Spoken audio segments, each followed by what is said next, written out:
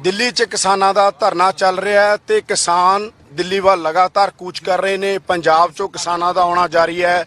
Social activist ਆ ਰਹੇ ਨੇ।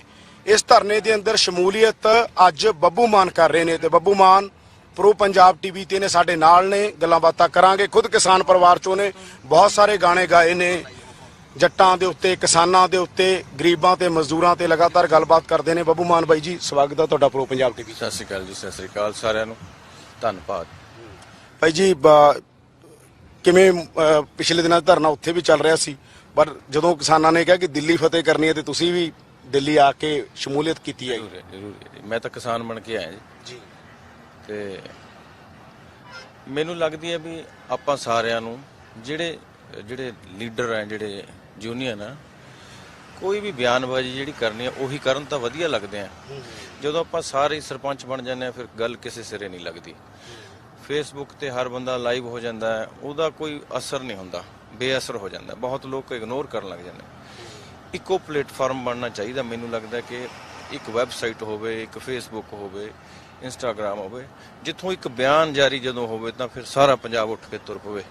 ਇਸ ਤਰ੍ਹਾਂ ਦੀ ਆਕਾਂਖਸ਼ਾ ਤੇ ਕਾਮਨਾ ਕਰਦਾ ਮੈਂ ਕਿ ਯੂਨੀਅਨ ਇੱਦਾਂ ਕੰਮ ਕਰਨ, ਕਿਉਂਕਿ ਹੁਣ ਤਰੀਕੇ ਵੀ ਬਦਲ ਗਏ, ਜ਼ਮਾਨਾ ਵੀ ਮੋਡਰੇਟ ਹੋ ਗਿਆ। ਹੁਣ ਉਸ ਤਰ੍ਹਾਂ ਹੋਕਾ ਨਹੀਂ ਦੇਣਾ ਪੈਂਦਾ, ਫੇਸਬੁੱਕ ਤੇ ਮੈਸੇਜ ਪਹੁੰਚ ਜਾਂਦਾ। ਜਿਹੜੀ ਫੇਸਬੁੱਕ ਪੰਜਾਬ 'ਚ ਸਾਡੇ ਨੈਗੇਟਿਵਿਟੀ 'ਚ ਤਬਦੀਲ ਹੋਈ ਵੀ ਹੈ ਨਾ, ਕਿੰਨਾ ਚੰਗਾ ਹੋਵੇ ਜੇ ਇਹਦੇ 'ਚ ਚੰਗੇ ਪੱਤਰਕਾਰ, ਸੁਘੜ ਸਿਆਣੇ ਆਉਣ ਤੇ ਹੌਲੀ ਹੌਲੀ ਯੂਥ ਨੂੰ ਆਪਸੀ ਤੂੰ ਮੈਂ ਚੋਂ ਕੱਢ ਕੇ ਤੂੰ ਹੀ ਤੂੰ ਚ ਲਾ ਲੈਣ, ਤਾਂ ਸ਼ਾਇਦ ਇੱਕ ਨਵਾਂ ਰੈਵੋਲੂਸ਼ਨ ਆ ਜਾਵੇ। ਮੈਨੂੰ ਲੱਗਦਾ ਸਾਨੂੰ ਸਮਾਜਿਕ ਪੱਧਰ ਤੇ ਆਪਣਾ ਆਪ ਵੀ ਬਦਲਣ ਦੀ ਬਹੁਤ ਲੋੜ ਪੈ ਗਈ। ਹੁਣ ਸਾਡੇ ਹੱਕਾਂ ਲਈ ਤਾਂ ਸਾਨੂੰ ਜਾਗਰੂਕ ਹੋਣਾ ਹੀ ਚਾਹੀਦਾ, ਪਰ ਸਾਨੂੰ ਆਪਣੇ ਵਰਤਾਰੇ 'ਚ ਵੀ ਚੇਂਜ ਕਰਨੀ ਪਊਗੀ। ਕਿਉਂਕਿ ਵਰਤਾਰਾ ਇਹ ਹੋ ਗਿਆ ਕਿ ਆਪਾਂ ਅਕਸਰ ਬੋਲਦੇ ਰਹਿੰਦੇ ਹਾਂ ਸਮਾਜਿਕ ਮੀਡੀਆ ਤੇ, ਪਰ ਸਾਨੂੰ ਸੁਣਨ ਦੀ ਆਦਤ ਨਹੀਂ। ਤੇ ਜਦ ਤੱਕ ਸੁਣਨ ਦੀ ਆਦਤ ਨਹੀਂ ਚੰਗਾ, ਫਿਰ ਅਸੀਂ ਚੰਗਾ ਬੋਲ ਵੀ ਨਹੀਂ ਸਕਦੇ। ਜਿਵੇਂ ਗੁਰਬਾਣੀ 'ਚ ਕਿਹਾ ਜਾਂਦਾ ਕੁਛ ਸੁਣੀਏ, ਕੁਛ ਕਹੀਏ, ਕਿਹਾ ਜਾਂਦਾ ਗੁਰਬਾਣੀ ਕਹਿੰਦੀ ਹੈ ਕੁਛ ਸੁਣੋ ਕੁਛ ਕਹੋ। ਹਾਂ, ਮਤਲਬ ਵਰਤਾਰਾ ਇਸ ਤਰ੍ਹਾਂ ਦਾ ਹੋਣਾ ਚਾਹੀਦਾ ਕਿ ਸਾਨੂੰ ਸੁਣਨ ਦੀ ਆਦਤ ਜ਼ਿਆਦਾ ਪਾਉਣੀ ਚਾਹੀਦੀ ਹੈ। ਜਿਹੜੇ ਲੀਡ ਕਰਨ ਦੀ ਸਮਰੱਥਾ ਰੱਖਦੇ ਆ ਉਹਨਾਂ ਨੂੰ ਹੀ ਲੀਡਰ ਸਮਝਿਆ ਜਾਵੇ। ਦੂਸਰੇ ਪਾਸੇ ਲਗਾਤਾਰ ਸਾਡੀ ਗੱਲਬਾਤ ਬੱਬੂ ਮਾਨ ਦੇ ਨਾਲ ਹੋ ਰਹੀ ਹੈ। ਬਾਈ ਜੀ, ਕੀ ਜਿਹੜਾ ਤੁਸੀਂ ਕਿਵੇਂ ਦੇਖ ਰਹੇ ਹੋ? ਦੇਖੋ, ਪੰਜਾਬ ਦੇ ਇਤਿਹਾਸ 'ਚ ਇਹ ਕਿਹਾ ਜਾਂਦਾ ਹਿਸਟੋਰੀਕਲੀ 1935 ਤੋਂ ਬਾਅਦ ਬਹੁਤ ਵੱਡੀ ਇਹ ਇੱਕ ਮੂਵਮੈਂਟ ਹੈਗੀ, ਇੱਕ ਰੈਵੋਲੂਸ਼ਨ ਦੀ ਤਰ੍ਹਾਂ ਨਜ਼ਰ ਆ ਰਿਹਾ ਕਿ ਯਾਰ ਹਰ ਬੰਦਾ 'ਚ ਇੱਕ ਰਾਜਨੀਤਿਕ ਚੇਤਨਾ ਆਈ ਹੈ, ਨੌਜਵਾਨਾਂ ਦੇ ਅੰਦਰ ਇੱਕ ਰਾਜਨੀਤਿਕ ਚੇਤਨਾ ਹੈਗੀ, ਕਿਸਾਨਾਂ ਦੇ ਅੰਦਰ। ਕਿਵੇਂ ਦੇਖ ਰਹੇ ਹੋ ਸੰਘਰਸ਼ ਨੂੰ ਤੁਸੀਂ ਹੋਲਿਸਟਿਕਲੀ, ਕਿਵੇਂ ਦੇਖ ਰਹੇ ਹੋ? ਮੈਨੂੰ ਐਂ ਲੱਗਦਾ ਹੈ ਵੀ ਚਲੋ ਜਜ਼ਬਾਤੀ ਤੌਰ ਤੇ ਤੁਸੀਂ ਵੀ ਤੁਰੇ ਹੋਏ ਹੋ, ਮੈਂ ਵੀ ਤੁਰ ਪਿਆ, ਔਰ ਇੱਕ ਨਾ ਹਰਖ ਬਹੁਤ ਆ ਸਾਡੇ 'ਚ। ਮੰਨ ਲਓ ਤੁਸੀਂ ਨਹੀਂ ਆਏ, ਮੈਂ ਆ ਗਿਆ, ਮੈਂ ਨਾਲ ਹੀ ਆਪਦੀ ਪੜਾਸ ਕੱਢ ਲੈਣੀ ਹੈ ਬਈ ਫਿਰ ਤੂੰ ਕਾਕਾ ਜਵਾਨਾ, ਤੂੰ ਤਾਂ ਫਿਰ ਉਹ ਫਲਾਣਾ ਤਾਂ ਆਇਆ ਨਹੀਂ। ਏਦਾਂ ਨਹੀਂ ਹੁੰਦਾ। ਤੂੰ ਨਹੀਂ ਆਇਆ, ਤੁਸੀਂ ਨਹੀਂ ਆਏ, ਤੁਹਾਡੀ ਕੋਈ ਮਜਬੂਰੀ ਹੋ ਸਕਦੀ, ਤੁਸੀਂ ਕੱਲ ਨੂੰ ਆ ਜਾਓਗੇ, ਪਰਸੋਂ ਨੂੰ ਆ ਜਾਓਗੇ। ਪਹਿਲਾਂ ਤਾਂ ਇਹ ਬੱਚਿਆਂ ਵਾਂਗੂ ਇੱਕ ਦੂਜੇ ਨੂੰ ਤਾਨੇ ਮਿਹਣੇ ਦੇਣੇ। ਪਹਿਲਾਂ ਤਾਂ ਸਵੇਰੇ ਉੱਠ ਕੇ ਸੋਚੀਏ ਵੀ ਮੇਰੇ ਗੁਆਂਢੀ ਨੂੰ ਕੋਈ ਤੰਗੀ ਤਾਂ ਨਹੀਂ ਆ ਰਹੀ ਮੇਰੇ ਨਾਲ, ਮੇਰੇ ਕਿਸੇ ਵਰਤਾਰੇ ਤੋਂ। ਜਿੱਦਣ ਸਾਡੇ ਅੰਦਰ ਇਸ ਤਰ੍ਹਾਂ ਦੀ ਅਸੀਂ ਆਪਣੀ ਸਮਰੱਥਾ ਬਣਾ ਲਾਂਗੇ ਨਾ, ਫਿਰ ਸਮਾਜ ਬੜਾ ਸੋਹਣਾ ਸਮਾਜ ਬਣ ਜਾਊਗਾ। ਹਾਂ, ਆਪਣਾ ਘਰ ਬਾਅਦ 'ਚ ਦੇਖੀਏ, ਪਹਿਲਾਂ ਇਹ ਪਤਾ ਲੱਗੇ ਵੀ ਯਾਰ ਇਹ ਤਾਂ ਨਹੀਂ, ਮੈਂ ਡੈਕ ਲਾਇਆ, ਇਹ ਤਾਂ ਨਹੀਂ ਬਹੁਤ ਰੋ ਰਿਹਾ। ਜਦੋਂ ਨੂੰ ਨਾ ਜਲਦੀ ਰੱਦ ਕਰੋ, ਨਾ ਜਲਦੀ ਅਪਣਾਓ। ਆਪਣਾ ਸੁਭਾਅ ਕੀ ਹੈ ਕਿ ਆਪਾਂ ਅਪਣਾਉਣੇ ਵੀ ਬਹੁਤ ਜਲਦੀ ਆ ਤੇ ਰੱਦ ਵੀ ਜਲਦੀ ਕਰਦੇ। ਹਾਂ, ਤੋਂ ਅਸੀਂ ਜਿਹੜੀਆਂ ਆਪਾਂ ਕਿਤਾਬਾਂ ਪੜ੍ਹਦੇ ਆ, ਜਾਂ ਪਿਛਲੇ 60-70 ਸਾਲਾਂ ਤੋਂ, ਜਾਂ 100 ਜਾਂ ਜਦੋਂ ਸ਼ੇਰੇ ਪੰਜਾਬ ਸਾਹਿਬ ਦਾ ਰਾਜ ਸੀ, ਉਦੋਂ ਤੋਂ ਅਸੀਂ ਇਹ ਚੀਜ਼ਾਂ ਦੇਖਦੇ ਆ ਕਿ ਸਮਾਜ ਦੇ ਅਸਲ 'ਚ ਵਰਗ ਹੁੰਦੇ ਆ। ਆਪਾਂ ਜਿਸ ਪੰਜਾਬ 'ਚ ਵਸਦੇ ਆ, ਤੁਹਾਡਾ ਕਿਹੜਾ ਪਿੰਡ ਹੈ? ਮੇਰਾ ਪਿੰਡ ਧਨੌਲਾ, ਬਰਨਾਲੇ ਕੋਲੇ। ਬਰਨਾਲੇ ਕੋਲੇ, ਇੱਧਰ ਹੈ, ਮਾਲਵੇ 'ਚ ਹੈ, ਗੜ ਕਹਿ ਲੋ, ਮਤਲਬ ਫੂਲਕੀਆ ਮਿਸਲਾਂ 'ਚ ਆਉਂਦਾ ਸੀ ਤੁਹਾਡਾ ਪਿੰਡ। ਹਾਂ, ਆਪਾਂ ਨੇ ਸ਼ੇਰੇ ਪੰਜਾਬ ਵਾਲੇ ਇਲਾਕੇ 'ਚ ਤਾਂ ਆਪਾਂ ਜੰਮੇ ਪਲੇ ਨਹੀਂ, ਨਾ ਆਪਣੇ ਪਿੱਤਰ ਜੰਮਿਆ। ਸ਼ਾਇਦ ਸਾਡੇ ਨਾਨਕੇ ਉਧਰੋਂ ਆਏ ਸੀ, ਸ਼ਾਇਦ ਉਹਨਾਂ 'ਚ ਕੋਈ ਉਸ ਫੌਜ 'ਚ ਹੋਵੇ। ਪਰ ਜਦੋਂ ਅਸੀਂ ਗੱਲ ਕਰਦੇ ਹਾਂ ਜਦੋਂ ਮਹਾਨ, ਤਾਂ ਅਸੀਂ ਆਪਣੇ ਨਾਲ ਜੋੜ ਲੈਂਦੇ ਹਾਂ, ਕਿਉਂਕਿ ਉਹ ਮਹਾਨ ਲੋਕ ਸੀ। ਪ੍ਰੋਬਲਮ ਕੀ ਹੈ ਕਿ ਆਪਾਂ ਇੱਕ ਦੂਜੇ ਨੂੰ ਤਾਨੇ ਮਿਹਣੇ 'ਚੋਂ ਨਿਕਲ ਕੇ ਨਾ ਇਹ ਚੀਜ਼ਾਂ ਛੱਡ ਦਈਏ। ਇੱਕ ਰਾਜਾ ਹੁੰਦਾ, ਉਹ ਰਾਜ ਕਰ ਸਕਦਾ। ਮਹਾਰਾਜਾ ਰਣਜੀਤ ਸਿੰਘ ਰਾਜ ਕਰਨ ਦੇ ਕਾਬਿਲ ਸੀ, ਉਹਨਾਂ ਨੇ ਰਾਜ ਕੀਤਾ। ਜਿਹੜੇ ਉਹਨਾਂ ਦੇ ਜਰਨੈਲ ਸੀ, ਉਹ ਫਾਈਟਰ ਸੀ, ਬਹੁਤ ਤਕੜੇ, ਦਲੇਰ ਸੀ, ਬਰੇਵ ਸੀ। ਹਰੀ ਸਿੰਘ ਨਲੂਆ ਸਾਹਿਬ, ਬਾਬਾ ਦੂਜੇ ਏਦਾਂ ਉਹਨਾਂ ਦੇ ਐਡਮਿਨਿਸਟ੍ਰੇਟਰ ਸੀ, ਫਕੀਰ ਭਰਾ, ਉਹ ਐਡਮਿਨਿਸਟ੍ਰੇਸ਼ਨ ਚਲਾਉਂਦੇ ਸੀ। ਇਦਾਂ ਹੀ ਉਹਨਾਂ ਦਾ ਆਵਾਮ ਸੀ ਇੱਕ। ਤੋ ਸਾਰਾ ਆਵਾਮ ਕਦੇ ਵੀ ਇੱਕ ਪਾਸੇ ਨਹੀਂ ਜਾਇਆ ਕਰਦਾ, ਆਵਾਮ ਸਪੋਰਟਿਵ ਹੁੰਦਾ ਹੈ। ਐਸੇ ਤਰ੍ਹਾਂ ਬੁੱਧੀਜੀਵ, ਚਿੰਤਕ, ਪੱਤਰਕਾਰ ਤੇ ਸ਼ਾਇਰ, ਇਹਨਾਂ ਦਾ ਧਰਨਿਆਂ 'ਚ ਜਾਣ ਨਾਲੋਂ ਵੀ ਜ਼ਿਆਦਾ ਜ਼ਰੂਰੀ ਲਿਖਣਾ ਹੁੰਦਾ ਹੈ। ਜਦੋਂ ਧਾਰਮਿਕ ਜਦੋਂ ਲੜਾਈਆਂ ਹੁੰਦੀਆਂ ਸੀ ਪੁਰਾਣੇ ਜ਼ਮਾਨੇ, ਜਿਹੜੇ ਢਾਡੀ ਹੁੰਦੇ ਸੀ, ਰਾਗੀ ਹੁੰਦੇ ਸੀ, ਇਹ ਜੋਸ਼ੀਲੀਆਂ ਵਾਰਾਂ ਗਾਉਂਦੇ ਸੀ। ਯੁੱਧ ਦੇ ਟਾਈਮ ਉਹ ਉਹਨਾਂ ਨੂੰ ਜੋਸ਼ ਭਰਦੇ ਸੀ। ਤੁਹਾਨੂੰ ਮੈਂ ਇੱਕ ਬੜੀ ਖੂਬਸੂਰਤ ਗੱਲ ਸੁਣਾਉਣਾ। ਰਸ਼ੀਆ ਦਾ ਇੱਕ ਬੜਾ ਛੋਟਾ ਜਿਹਾ ਪ੍ਰਾਂਤ ਸੀ, ਤੇ ਜਦੋਂ ਵੱਡੀਆਂ ਫੌਜਾਂ ਨਾਲ ਲੜਾਈ ਦਾ ਮੌਕਾ ਆਇਆ ਤਾਂ ਸਾਰੇ ਜਵਾਨਾਂ ਨੂੰ ਹੋਕਾ ਦੇ ਦਿੱਤਾ ਵੀ ਤਿਆਰ ਹੋ ਜਾਓ ਸ਼ੇਰੋ, ਪਾ ਲਓ ਕਾਠੀਆਂ। ਪੂਰੀ ਜਦੋਂ ਤਿਆਰ ਹੋਈ ਤਾਂ ਕਮਾਂਡਰ ਨੇ ਮੂਹਰੇ ਆ ਕੇ ਗੇੜਾ ਕੱਢਿਆ, ਦੇਖਿਆ ਤਾਂ ਇੱਕ ਬੰਦੇ ਨੂੰ ਕਹਿੰਦਾ ਥੱਲੇ ਚੱਲ। ਉਹ ਬੰਦਾ ਜਵਾਨ ਸੀ, ਗੱਭਰੂ ਸੀ, ਉਹ ਬੜਾ ਸ਼ਸ਼ੋ ਪੰਜੇ 'ਚ ਪੈ ਗਿਆ। ਉਹ ਕਹਿੰਦਾ ਕਾਠੀ ਲਾਓ ਇਹਨੂੰ। ਉਹ ਕਹਿੰਦਾ ਵੀ ਤੁਰਨ ਲੱਗੇ ਉਹਨੂੰ ਕਹਿੰਦਾ ਵੀ ਮੈਨੂੰ ਇਹ ਤਾਂ ਦੱਸੋ, ਮੈਨੂੰ ਮੇਰੀ ਕਾਠੀ ਕਾਹਤੇ ਲਵਾਤੀ? ਮੈਂ ਲੜਨਾ, ਮੈਂ ਮਰਨਾ ਯੁੱਧ 'ਚ, ਮੈਂ ਲੜਨਾ ਆਪਣੇ ਦੇਸ਼ ਲਈ। ਉਹ ਕਹਿੰਦਾ ਤੂੰ ਲੇਖਕ ਹੈ, ਜੇ ਲੇਖਕ ਵੀ ਯੁੱਧ 'ਚ ਚਲਾ ਗਿਆ ਫਿਰ ਇਸ ਯੁੱਧ ਦਾ ਵਰਣਨ ਕੌਣ ਲਿਖੂਗਾ? ਸੋ ਅਸਲ 'ਚ ਅਸੀਂ ਜਿਵੇਂ ਸਿੱਖਾਂ 'ਚ ਵੀ ਨਿਰਮਲੇ ਨੇ, ਬਹੁਤ ਆਪਣੇ ਇਤਿਹਾਸ 'ਚ ਭਾਪੇ ਗੱਲਾਂ ਪਈਆਂ ਨੇ ਸਿੱਖਾਂ ਦੇ ਇਤਿਹਾਸ 'ਚ।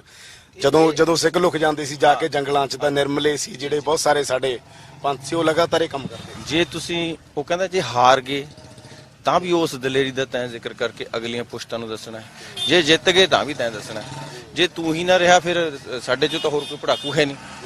ਸੋ ਅਸਲ 'ਚ ਅਸੀਂ ਕੀ ਕਰਦੇ ਹਾਂ, ਅਸੀਂ ਜਿਹੜਾ ਸੋਸ਼ਲ ਮੀਡੀਆ ਤੇ ਇੱਕ 10 ਸਾਲ ਦਾ ਬੱਚਾ 50 ਸਾਲ ਦੇ ਬੰਦੇ ਨੂੰ ਜਾਂ 70 ਸਾਲ ਦੇ ਬੰਦੇ ਨੂੰ ਸਵਾਲ ਕਰਦਾ ਰਹੇ, ਹਰ ਬੰਦਾ ਸਵਾਲ ਹੀ ਕਰੀ ਜਾਂਦਾ, ਹਰ ਸੈਂਕੜੇ ਸਵਾਲ ਆ ਸਾਡੇ ਕੋਲ, ਜਵਾਬ ਹੈ ਨਹੀਂ, ਜਵਾਬ ਕੋਈ ਦੇਣਾ ਪੰਜਾਬ ਕੋਲੇ ਜਵਾਬ ਨਹੀਂ ਹੈਗੇ ਮੈਨੂੰ ਲੱਗਦਾ। ਇਸੇ ਕਰਕੇ ਪੰਜਾਬ ਸਟੈਗਨੇਸ਼ਨ 'ਚ ਵੀ ਹੈਗਾ। ਸਵਾਲ ਕਰੀ ਜਾਂਦੇ ਆ। ਅਸੀਂ ਚਿੰਤਕ ਬਣੀਏ। ਹਰ ਦੇਖੋ ਆਰਟਿਸਟ ਧਰਨੇ 'ਚ ਆਉਂਦਾ ਜਾਂ ਨਹੀਂ ਆਉਂਦਾ ਜ਼ਰੂਰੀ ਨਹੀਂ। ਕਿਸਾਨ ਦਾ ਮੈਂ ਤਾਂ ਤਜਿੰਦਰ ਸਿੰਘ ਬਣ ਕੇ ਆਇਆ, ਬੱਬੂ ਮਾਨ ਪਿੱਛੇ ਹੈ। ਜਦੋਂ ਮੈਂ ਬੱਬੂ ਤੁਸੀਂ ਮੈਨੂੰ ਕਹੋਗੇ ਉਦੋਂ ਮੈਂ ਲਿਖੂੰਗਾ, ਤੇ ਮੇਰੀ ਜਦੋਜਹਿਦ ਤਾਂ 20 ਸਾਲ ਤੋਂ ਚੱਲਦੀ ਹੈ। ਤੇ ਜੇ ਮੇਰੇ 'ਚ ਇੱਕ ਸ਼ਾਇਦ ਮੇਰੇ ਮੇਲਾ ਖਾੜਾ ਦੇਖਣ ਲਈ ਬਹੁਤ ਸੱਜਣ ਆ ਜਾਣ, ਜ਼ਰੂਰੀ ਨਹੀਂ ਕਿ ਮੇਰੀ ਇੱਕ ਕਾਲ ਤੇ ਧਰਨੇ ਤੇ ਵੀ ਬਹੁਤ ਸੱਜਣ ਆ ਜਾਣ। ਉਹ ਲੀਡਰ ਨਾਲ ਆ ਸਕਦੇ ਆ। ਉਹ ਕਾਡਰ ਵੋਟ ਹੁੰਦਾ ਉਹਨਾਂ ਦਾ, ਇੱਕ ਯੂਨੀਅਨ ਕੋਲ ਇੱਕ ਕਾਡਰ ਹੁੰਦਾ ਹੈ, ਉਹਨਾਂ ਦੇ ਪੱਕੇ ਬੰਦੇ ਹੁੰਦੇ ਆ, ਫਿਰ ਉਹ ਆਉਨੇ ਆ।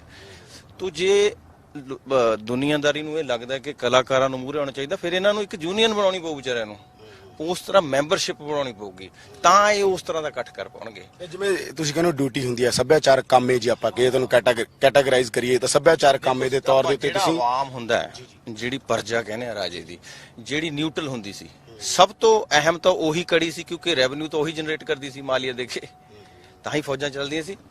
ਸੋ ਸਮਾਜ ਦਾ ਹਰ ਬੰਦਾ, ਹਰ ਵਰਗ ਜ਼ਰੂਰੀ ਹੁੰਦਾ ਹੈ। ਫਾਈਟ ਵਾਲੇ ਅਲੱਗ ਹੁੰਦੇ ਆ, ਲੇਖਕ ਅਲੱਗ ਹੁੰਦੇ ਆ, ਪਰ ਸਾਡੇ ਕੀ ਹੁੰਦਾ ਕਿ ਬਾਰਡਰ ਤੇ ਗੋਲੀ ਚੱਲ ਗਈ, ਗਾਉਣ ਵਾਲਾ ਕਿੱਥੇ ਹੈ?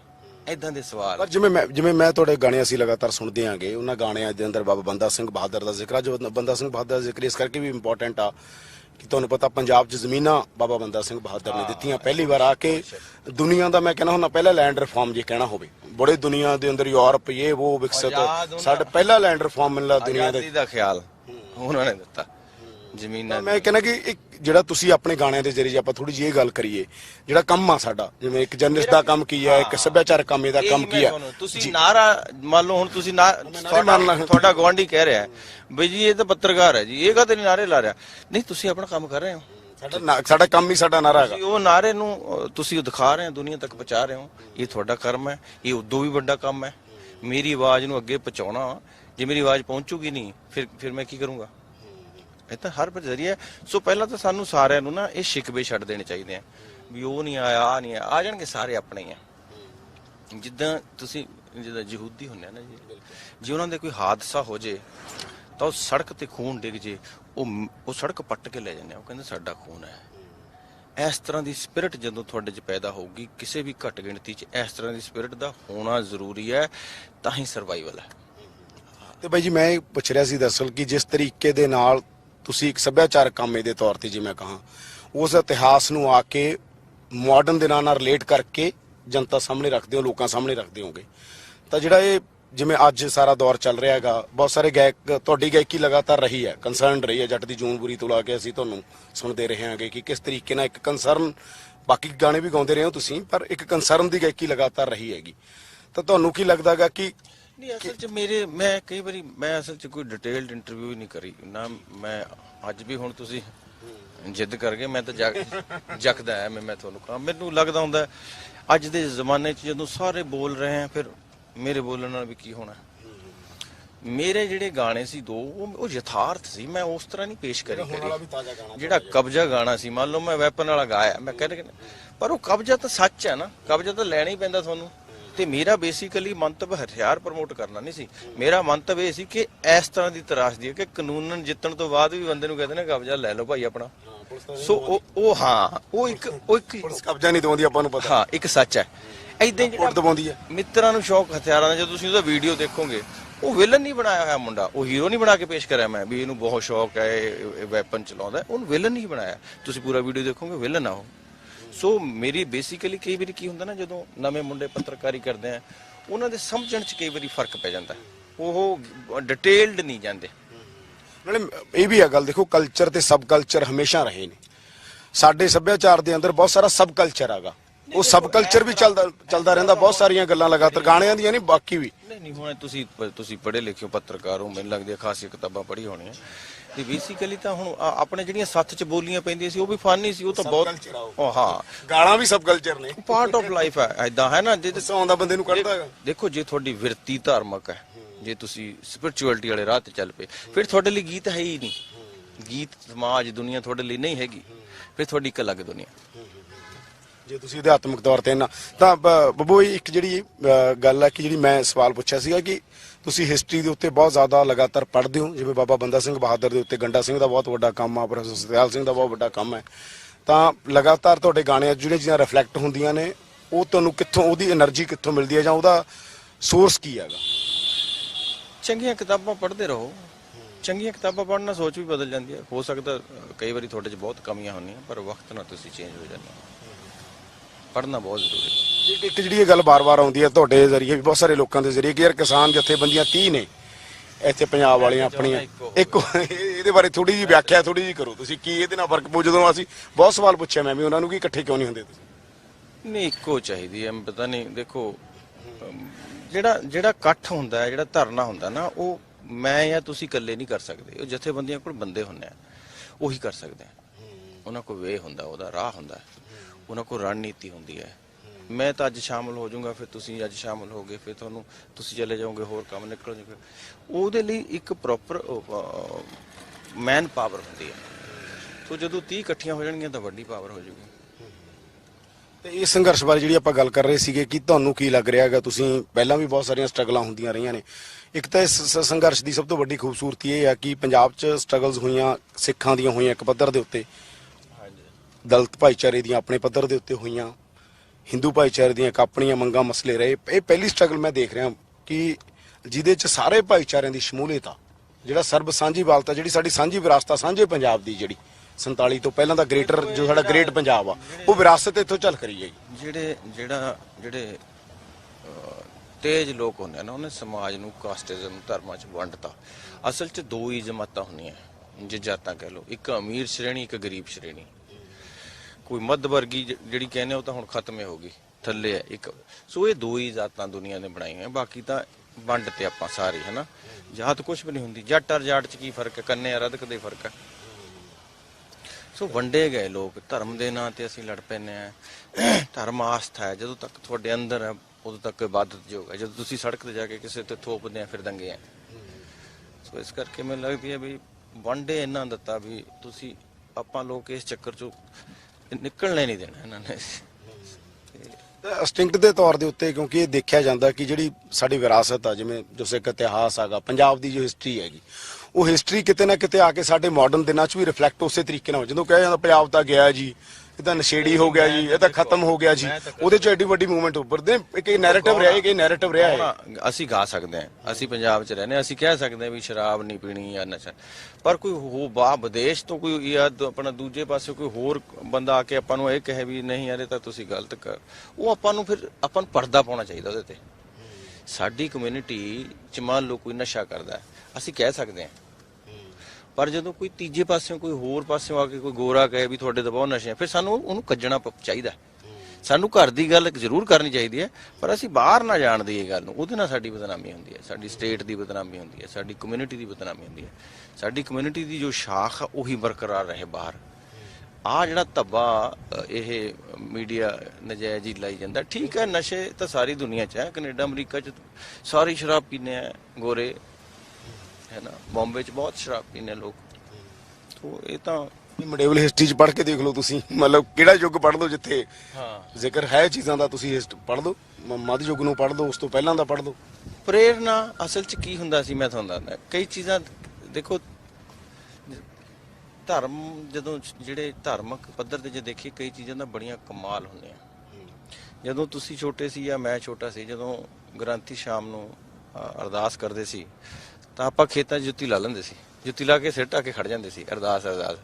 ਹੁਣ ਕੋਈ ਬੱਚਾ ਖੜਦਾ? ਹੈਗਾ ਨਾ ਫਰਕ। ਸੋ ਇਹ ਥੋੜ੍ਹੀਆਂ ਚੇਂਜਸ ਤਾਂ ਆਉਣਗੀਆਂ। ਇਹਦੇ ਨਾਲ ਕੀ ਹੈ ਕਿ ਬੱਚਿਆਂ ਨੂੰ ਜੋੜਨਾ ਕਿਵੇਂ ਹੈ ਧਰਮ ਨਾਲ, ਕਿਸ ਵੇਚ ਕਲਚਰ ਨਾਲ ਜੋੜਨਾ, ਉਹ ਇੱਕ ਬੁੱਧੀਜੀਵ ਵਰਗ ਦਾ ਕੰਮ ਹੈ, ਸਿਆਣੇ ਵਰਗ ਦਾ ਕੰਮ ਹੈ। ਮਸਲਨ ਹੁਣ ਜਿੱਦਾਂ ਭਾਸ਼ਾ ਦਾ ਵੀ ਬੜਾ ਆਪਣੇ ਵਿਵਾਦ ਚੱਲਦਾ, ਪਰ ਅਜੇ ਵੀ ਕਿੰਨੇ ਕੁ ਸਕੂਲ ਨੇ ਜਿੱਥੇ ਪੰਜਾਬੀ ਪੜ੍ਹਾਉਂਦੇ। ਹੁਣ ਮੇਲਾ ਦੇ ਮੋਹਾਲੀ ਤਾਂ ਕੋਈ ਸਕੂਲ ਨਹੀਂ। ਇਹਦੇ ਲਈ ਕੋਈ ਇੱਕ ਬੰਦਾ ਨਹੀਂ ਐਫਰਟ ਕਰ ਸਕਦਾ। ਇਹਦੇ ਲਈ ਹਰ ਸ਼ਹਿਰ ਨੂੰ, ਹਰ ਪਿੰਡ ਨੂੰ ਐਫਰਟ ਕਰਨਾ ਪਊਗਾ। ਜਿਹੜੇ ਜਿਸ ਮੁਹੱਲੇ 'ਚ ਜਿਹੜਾ ਸਕੂਲ ਹੈ ਜਿੱਥੇ ਪੰਜਾਬੀ ਨਹੀਂ ਲੱਗੀ, ਉਹ ਸਕੂਲ 'ਚ ਜਿਨ੍ਹਾਂ ਦੇ ਬੱਚੇ ਪੜ੍ਹਦੇ ਆ ਉਹਨਾਂ ਦੇ ਪੇਰੈਂਟਸ ਨੂੰ ਰੌਲਾ ਪਾਉਣਾ ਪਊਗਾ। ਇਸ ਤਰ੍ਹਾਂ ਨਾਲ ਆਪਾਂ ਇਹ ਚੀਜ਼ਾਂ ਜਿੱਤ ਸਕਦੇ ਹਾਂ। ਇਕੱਲੇ ਤੋਂ ਇਕੱਲੇ ਤਾਂ ਰੌਲਾ ਪਾ ਸਕਦੇ ਹਾਂ, ਉਹਦੇ ਨਾਲ ਹੋਣਾ ਕੁਛ ਨਹੀਂ। ਬਾਈ ਤੁਸੀਂ ਕੀ ਮੰਨਦੇ ਜਿਹੜੇ ਕ੍ਰਾਈਸਿਸ ਨੇ ਪੰਜਾਬ ਦੇ? ਪੰਜਾਬ ਬਹੁਤ ਸਾਰੇ ਸੰਕਟਾਂ ਦਾ ਸ਼ਿਕਾਰ ਤਾਂ ਹੈ, ਇੱਕ ਫੈਕਟ ਆ। ਹੈਲਥ ਸਾਡੀ 70 ਤੋਂ ਬਾਅਦ ਬਜਟ ਦੇਖ ਲਓ ਸਾਡੇ ਹੈਲਥ ਦੇ ਲਗਾਤਾਰ ਘਟਦੇ ਗਏ। ਐਜੂਕੇਸ਼ਨ ਦੇ ਦੇਖ ਲਓ ਲਗਾਤਾਰ ਬੁਰਾ ਹਾਲ ਹੋਇਆ। ਡਿਕਲਾਈਨ ਆ ਪੰਜਾਬ ਦੇ, ਇੱਕ ਬਹੁਤ ਵੱਡਾ ਡਿਕਲਾਈਨ ਆ ਪੰਜਾਬ 'ਚ। ਤੁਸੀਂ ਕੀ ਮੰਨਦੇ ਹੋ ਇਹਦੇ ਲਈ ਜ਼ਿੰਮੇਵਾਰ ਇੱਥੋਂ ਦੀ ਪੋਲੀਟੀਕਲ ਕਲਾਸ ਹੈ ਜਾਂ ਇਹਦੇ ਅਸੀਂ ਜ਼ਿੰਮੇਵਾਰ ਹਾਂ ਸਾਰੇ? ਜ਼ਿੰਮੇਵਾਰੀ ਕਿਹਦੀ ਤੈਅ ਹੁੰਦੀ ਆ ਔਰ ਤੁਹਾਨੂੰ ਕੀ ਲੱਗਦਾ ਕਿਵੇਂ ਨਿਕਲ ਸਕਦਾ? ਜਿਵੇਂ ਇਹ ਲਹਿਰ ਅਸੀਂ ਦੇਖ ਰਹੇ ਹਾਂਗੇ, ਇਹ ਅੱਗੇ ਵੀ ਜੁੜ ਸਕਦੀ ਹੈ ਚੀਜ਼ਾਂ? ਬੱਚੇ ਦੇਖੋ, ਜੋ ਹੁਣ ਹੋ ਗਿਆ ਉਹ ਤਾਂ ਮੈਨੂੰ ਪਤਾ ਨਹੀਂ, ਪਰ ਜਿਹੜੇ ਹੁਣ 10 ਸਾਲ ਦੇ ਬੱਚੇ ਆ ਉਹਨਾਂ ਨੂੰ ਅਗਲੇ 10 ਸਾਲ ਲਈ ਪ੍ਰਪੇਅਰ ਕਰਨਾ ਪਊ। ਹਰ ਬੰਦੇ ਨੂੰ ਉਹਨਾਂ ਨੂੰ ਹੌਸਲਾ, ਇੱਥੋਂ ਤੁਹਾਡੇ ਵਿੱਚੋਂ IAS IPS, ਤੁਹਾਡੇ ਵਿੱਚੋਂ ਡਾਕਟਰ, ਬੁੱਧੀਜੀਵ ਵਰਗ ਨਿਕਲੇ। ਹਰ ਬੱਚਾ ਇੱਕ ਆਪਣਾ ਔਰਾ ਲੈ ਕੇ ਚੱਲੇ, ਦੁਨੀਆ ਦੇਖੇ ਉਹਨੂੰ। ਇਸ ਤਰ੍ਹਾਂ ਜਿੱਦਾਂ ਯਹੂਦੀਆਂ ਨੇ ਜਿੱਦਾਂ ਕਰਿਆ, ਘੱਟ ਗਿਣਤੀ ਲਈ ਇਹੀ ਚੀਜ਼ਾਂ ਜ਼ਰੂਰੀ ਹੁੰਦੀਆਂ। ਉਹਦੇ ਲਈ ਬਹੁਤ ਉਹਦੀ ਲੋੜ ਆਪਾਂ ਨੂੰ ਸੰਜਮ ਦੀ। ਈਗੋ ਤਿਆਗਣੀ ਪਊਗੀ ਪਹਿਲਾਂ ਸਾਰਿਆਂ ਨੂੰ। ਆਪਾਂ ਅਕਸਰ ਜਦੋਂ ਗੱਲਾਂ ਕਰਦੇ ਹਾਂ, ਆਪਾਂ ਗੁਰੂ ਗ੍ਰੰਥ ਸਾਹਿਬ ਦਾ ਜ਼ਿਕਰ ਕਰ ਦਿੰਦੇ ਹਾਂ ਇੱਕ ਤੁਕ ਦੇ ਕੇ, ਹਨ, ਪਰ ਅਸੀਂ ਉਹਦੇ ਤੇ ਆਪ ਅਮਲ ਨਹੀਂ ਕਰਦੇ। ਪਹਿਲਾਂ ਤਾਂ ਮੈਨੂੰ ਲੱਗਦਾ ਆਪਾਂ ਨੂੰ ਸਾਰਿਆਂ ਨੂੰ ਆਪਣੇ ਆਪ ਨੂੰ ਪ੍ਰਪੇਅਰ ਕਰਨਾ ਪਊਗਾ ਉਸ ਤਰ੍ਹਾਂ ਦੀ ਸਿਆਣਪ 'ਚ ਜਾਣ ਲਈ। ਫਿਰ ਇੱਕ ਜਨਰੇਸ਼ਨ ਤਿਆਰ ਕਰਨੀ ਪਊਗੀ ਜਿਹੜੀ ਨਾ ਕਰਪਟ ਹੋਵੇ, ਜਿਹੜੀ ਨਾ ਰਿਸ਼ਵਤ ਖਾਊਗੀ, ਜਿਹੜੀ ਮਿਹਨਤ ਕਰੂਗੀ, ਜਿਹੜੀ ਗਰੀਬ ਲਈ ਖੜੂਗੀ। ਏਦਾਂ ਅਗਲੀ ਜਨਰੇਸ਼ਨ ਤਿਆਰ ਕਰਨੀ ਪੈਣੀ ਹੈ, ਸਕੂਲਾਂ ਦੇ ਸਕੂਲ। ਫਿਰ ਇੱਕ ਨਵੀਂ ਦੁਨੀਆ ਸ਼ੁਰੂ ਹੋਊਗੀ। ਇਹ ਤਾਂ ਜਿਹੜੀ ਹੈ, ਇਹ ਤਾਂ ਹੁਣ ਇਹਦਾ ਤਾਂ ਆਪਾਂ ਕਰ ਹੀ ਨਹੀਂ ਸਕਦੇ ਕੁਝ। ਤੁਹਾਨੂੰ ਕੀ ਲੱਗਦਾ ਜਿਹੜਾ ਮੈਂ ਕਹਿੰਦਾ ਕਿ ਸਾਡੇ ਇੰਸਟੀਟਿਊਸ਼ਨ ਜ਼ਿੰਮੇਵਾਰ ਨੇ ਇਸ ਲਈ, ਸਾਡੀ ਪੋਲੀਟੀਕਲ ਕਲਾਸ ਜ਼ਿੰਮੇਵਾਰ ਆ, ਜਾਂ ਅਸੀਂ ਵੀ ਇਹਦੇ 'ਚ ਸ਼ਾਮਲ ਹਾਂ ਸਾਰੇ?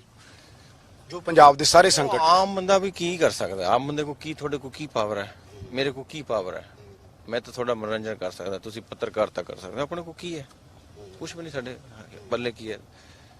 ਤੋ ਇਹ ਮੈਨੂੰ ਲੱਗਦਾ ਵੀ ਜਿਹੜੇ ਪਾਵਰਫੁਲ ਲੋਕ ਆ ਉਹਨਾਂ ਨੂੰ ਐਫਰਟ ਕਰਨੇ ਚਾਹੀਦੇ। ਜਿਨ੍ਹਾਂ ਨੂੰ ਅਸੀਂ ਲੀਡਰ ਚੁਣ ਲੈਂਦੇ ਹਾਂ, ਜਿਹੜੇ ਲੀਡ ਕਰਦੇ ਆ, ਉਹ ਬਹੁਤ ਵਿਜ਼ਨਰੀ ਚਾਹੀਦੇ। ਸਿਰਫ ਇਸ ਆਧਾਰ ਤੇ ਕਿਸੇ ਪਾਰਟੀ 'ਚ ਟਿਕਟ ਨਹੀਂ ਮਿਲ ਜਾਣੀ ਚਾਹੀਦੀ ਕਿ ਵੀ ਮੁੰਡਾ ਬਹੁਤ ਪੁਰਾਣਾ ਹੈ।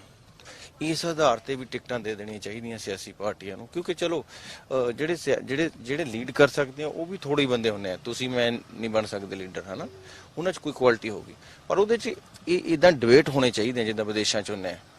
ਵੀ ਮੰਨ ਲਓ 5 ਕੈਂਡੀਡੇਟ ਹੈ, ਪਹਿਲਾਂ ਤਾਂ ਉਹਨਾਂ 5 ਦਾ ਡਿਬੇਟ ਹੋਵੇ ਪਬਲਿਕ, ਕਿਸੇ ਵੀ ਪਾਰਟੀ ਦੀ ਆਪਣੇ ਅੰਦਰ ਡਿਬੇਟ ਹੋਵੇ, ਆਪਣੇ ਅੰਦਰ ਕੰਪੀਟੀਸ਼ਨ ਹੋਵੇ। ਵੀ 10 ਬੰਦੇ, ਮੰਨ ਲਓ ਆਪਾਂ 5 ਬੰਦੇ ਇੱਕ ਸੀਟ ਤੇ ਖੜਨਾ ਚਾਹੁੰਦੇ ਆ, ਮੇਰਾ ਕੀ ਵਿਜ਼ਨ ਕੀ ਹੈ ਬਈ, ਮੇਰੇ ਕੋਲ ਫੰਡਸ ਕਿੱਦਾਂ ਇਕੱਠੇ ਹੋਣਗੇ, ਮੈਨੂੰ ਜਿਹੜਾ ਫੰਡ ਮਿਲੂਗਾ ਉਹਦੇ ਨਾਲ ਮੈਂ ਕੀ ਕਰ ਸਕਦਾ, ਉਹ ਤੋਂ ਬਾਹਰ ਮੈਂ ਕੀ ਕਰ ਸਕਦਾ।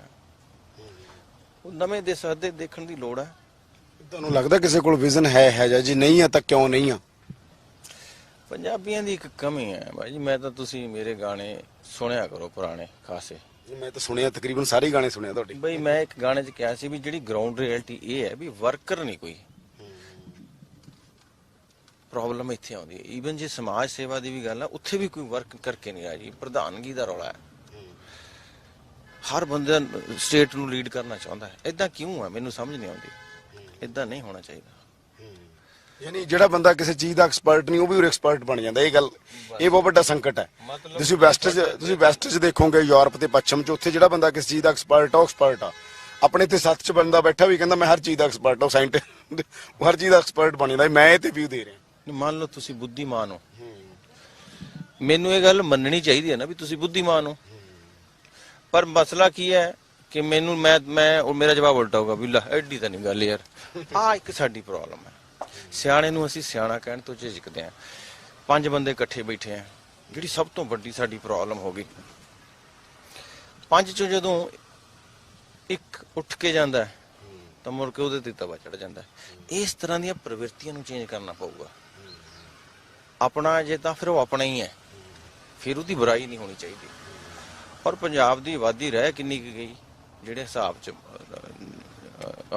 ਨਸ਼ਾ ਪੱਤਾ ਵੱਧ ਗਿਆ, ਬਹੁਤ ਗੱਭਰੂ ਬਾਹਰ ਜਾ ਰਹੇ ਆ, ਉਹ ਹਿਸਾਬ ਮੈਨੂੰ ਲੱਗਦਾ ਉਸ ਹਿਸਾਬ ਨਾਲ ਸਾਨੂੰ ਬਹੁਤ ਸੰਜਮ ਤੇ ਪਿਆਰ ਦੀ ਲੋੜ ਹੈ। ਜਿਵੇਂ ਸੰਤਰਾਮ, ਮੈਂ ਤੁਹਾਡਾ ਇੱਕ ਲਗਾਤਾਰ ਦੇਖਦਾ ਹੁੰਦਾ ਤੁਹਾਡੇ ਪੇਜ ਦੇ ਉੱਤੇ, ਜਾਂ ਤੁਹਾਡੇ ਜਿਹੜੇ ਸਪੋਰਟ ਕਰਨ ਵਾਲੇ ਲੋਕ ਨੇ ਤੁਹਾਨੂੰ, ਉਹ ਲਿਖਦੇ ਨੇ ਕਿਸਾਨ ਮਜ਼ਦੂਰ ਏਕਤਾ ਜਿੰਦਾਬਾਦ। ਤੇ ਅਸਲ 'ਚ ਮੈਂ ਛੋਟੇ ਜਿਹੇ ਇੰਟਰਵਿਊ ਚਾਹਣਾ ਕਿ ਇੱਕ ਨਾ, ਜਿਵੇਂ ਸੰਤਰਾਮ ਦਾਸੀ ਕਹਿੰਦੇ ਸੀ, ਗਲ ਲੱਗ ਕੇ ਸੀਰੀ ਤੇ ਜੱਟ ਰੋਪਿਆ, ਵੋਲਾਂ ਵਿੱਚੋਂ ਨੀਰ ਵਗਿਆ, ਲਿਆ ਤੰਗਲੀ ਨਸੀਬਾਂ ਨੂੰ ਫਰੋਲੀਏ, ਮਿੱਟੀ ਵਿੱਚੋਂ ਪੁੱਤ ਜਗਿਆ। ਯਾਨੀ ਰਿਸ਼ਤਾ ਕਿਵੇਂ ਦਿਖਾ ਰਹੇ ਨੇ ਕਿਸਾਨ ਤੇ ਮਜ਼ਦੂਰ ਦਾ। ਬਈ ਕਿਵੇਂ ਦੇਖਦੇ ਹੋ ਜਿਹੜਾ ਸਾਰਾ ਚੱਲ ਰਿਹਾ ਹੁਣ ਇਹਦੇ 'ਚ? ਅਸੀਂ ਕੁਲਵੰਤ ਸਿੰਘ ਝੱਬਰ ਨੇ, ਬੜੇ ਵੱਡੇ ਮਜ਼ਦੂਰ ਦੇ ਜਾਣੇ ਪਛਾਣੇ ਚਿਹਰੇ ਨੇ, ਉਹਨਾਂ ਨੇ ਵੀ ਕਿਹਾ, ਤੁਸੀਂ ਕਿਵੇਂ ਦੇਖ ਰਹੇ ਹੋ? ਪਹਿਲਾਂ ਤੇ ਮਜ਼ਦੂਰਾਂ ਦਾ, ਮੇਰੇ ਫਾਦਰ ਬੜੇ ਹਾਮੀ ਸੀ। ਸਾਡੇ ਨਾ ਪਿੰਡਾਂ 'ਚ, ਮੈਂ ਤੁਹਾਨੂੰ ਇੱਕ ਛੋਟੀ ਜਿਹੀ ਗੱਲ ਦੱਸਦਾ, ਮੈਂ ਸ਼ਾਇਦ ਦੱਸੀ ਹੋਵੇ ਜਾਂ ਪਤਾ ਨਹੀਂ। ਪਿੰਡਾਂ 'ਚ ਜਦੋਂ ਸਾਡਾ ਬਜ਼ੁਰਗ ਦੇ ਨੌਕਰ ਨਹੀਂ ਸੀ ਕਹਿਣ ਦਿੰਦਾ, ਸੀਰੀ ਕਹਿੰਦੇ ਸੀ ਅਸੀਂ, ਸਾਂਝੀ ਕਹਿੰਦੇ ਸੀ। ਸਾਂਝੀ ਸਾਡੇ ਪਿੰਡਾਂ 'ਚ ਜਿਹੜਾ ਜੌਬ ਬੰਦਾ ਕਰਦਾ ਸੀ ਉਹਨੂੰ ਸਾਂਝੀ ਕਹਿੰਦੇ ਸੀ। ਹਿੱਸੇਦਾਰ 10ਵਾਂ ਹਿੱਸਾ ਉਹਨਾਂ ਦਾ ਹੁੰਦਾ ਸੀ, ਸਾਂਝ ਤੇ ਰਲਦੇ ਹੁੰਦੇ। ਤੇ ਜਿਹੜੇ ਪੁਰਾਣੇ ਬਜ਼ੁਰਗ ਹੁੰਦੇ ਸੀ, ਪਹਿਲੀ ਪੀੜ੍ਹੀ ਤੀਜੀ ਜਿਹੜੀ ਹੈ ਨਾ, ਉਹ ਥੋੜਾ ਜਿਹਾ ਕਰ ਜਾਂਦੇ ਸੀ ਵੀ ਭਾਂਡਾ ਅਲੱਗ, ਬਰਤਨ ਅਲੱਗ, ਖਾਣ ਪੀਣ ਵਾਲੇ। ਆਪ ਜੇ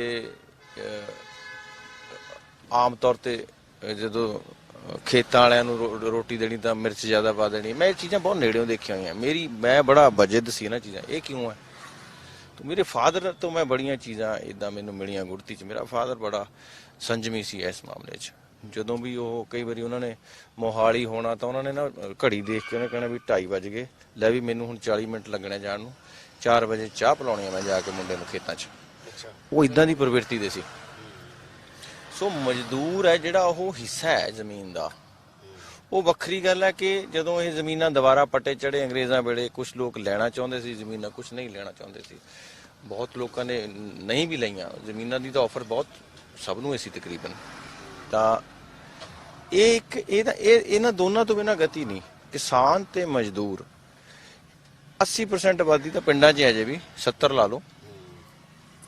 ਕਿਸਾਨ ਤੇ ਮਜ਼ਦੂਰ ਹੀ ਤਾਂ ਬੈਕਬੋਨ ਹੈ ਇਸ ਮੁਲਕ ਦੀ, ਉਹਨਾਂ ਦੀ ਕੋਈ ਕੀਮਤ ਹੈ ਨਹੀਂ। ਇਹ ਤਾਂ ਸਰਕਾਰ ਹੀ ਇਹਨਾਂ ਦੀ ਚਾਹੀਦੀ ਹੈ। ਮੈਂ ਤਾਂ ਇਹ ਕਹਿਣਾ ਵੀ ਤੁਹਾਨੂੰ ਕਿਸਾਨਾਂ ਤੇ ਮਜ਼ਦੂਰਾਂ ਦੀ ਸਰਕਾਰ ਕਿਉਂ ਨਹੀਂ ਹੋ ਸਕਦੀ ਪੂਰੇ ਹਿੰਦੁਸਤਾਨ 'ਚ?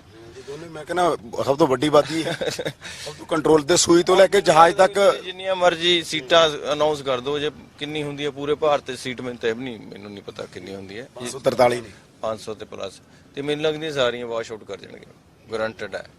ਪਰ ਪ੍ਰੋਬਲਮ ਕੀ ਹੈ, ਜਿਹੜੇ ਨਵੇਂ ਗੱਭਰੂ ਹੈ ਮੁੰਡੇ, ਇਹਨਾਂ ਨੂੰ ਜਿੱਦਾਂ ਹੁਣ ਆਪਣੇ ਯੂਨੀਅਨ ਸਾਰੀਆਂ ਯੂਨੀਅਨ ਹੈ, ਇਹਨਾਂ ਨੂੰ ਜਿਹੜੇ ਨਵੇਂ ਮੁੰਡੇ ਕਾਡਰ 'ਚੋਂ ਭਰਤੀ ਕਰਨੇ ਚਾਹੀਦੇ, ਜਿਹੜੇ ਬ੍ਰੇਨੀ ਹੈ, ਜਿਹੜੇ ਕੰਪਿਊਟਰ ਦੇ ਮਾਸਟਰ ਹੈ, ਜਿਹੜੇ IT ਵਿੰਗ ਦੇ ਹੈ, ਉਹਨਾਂ ਨੂੰ ਇਹ ਮੂਵਮੈਂਟ ਨੂੰ ਹੋਰ ਫਾਸਟ ਕਰਨ ਲਈ, ਫਿਊਚਰ 'ਚ ਆਪਣੇ ਹੱਕ ਲੈਣ ਲਈ, ਇਹਨੂੰ ਬਹੁਤ ਹਾਈ ਟੈਕ ਬਣਾ ਲੈਣਾ ਚਾਹੀਦਾ ਆਪਣਾ। ਜਿਵੇਂ ਇਹੀ ਹੈਗਾ ਕਿ ਸੂਈ ਤੋਂ ਲੈ ਕੇ ਜਹਾਜ਼ ਤੱਕ ਮਜ਼ਦੂਰ ਬਣਾਉਂਦਾ, ਤੁਸੀਂ ਦੇਖੋ।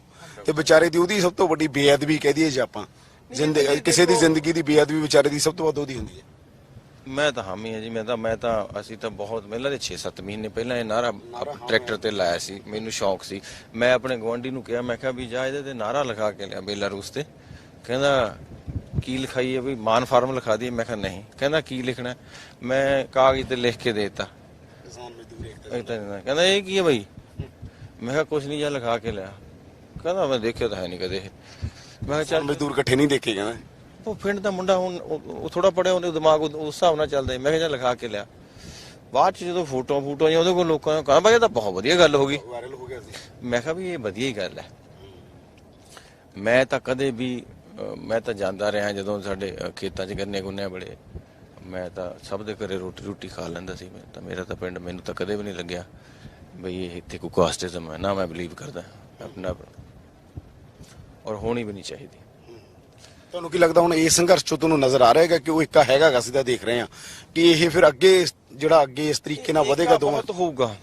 ਪਰ ਜਦੋਂ ਇਹ ਜਿਹੜੇ ਜਦੋਂ ਨਾ ਕਾਸਟਿਜ਼ਮ ਦੇ ਆਧਾਰ ਤੇ ਜਦੋਂ ਲੀਡ ਕਰਨ ਵਾਲੇ ਲੋਕ ਫਿਰ ਇਹਨਾਂ ਨੂੰ ਇੱਕ ਦੂਜੇ ਨੂੰ ਪਾੜਨ ਲੱਗ ਜਾਂਦੇ ਆ, ਉਹ ਬੰਦ ਹੋਣਾ ਚਾਹੀਦਾ। ਕਿਸੇ ਦੀਆਂ ਗੱਲਾਂ 'ਚ ਨਾ ਆਓ।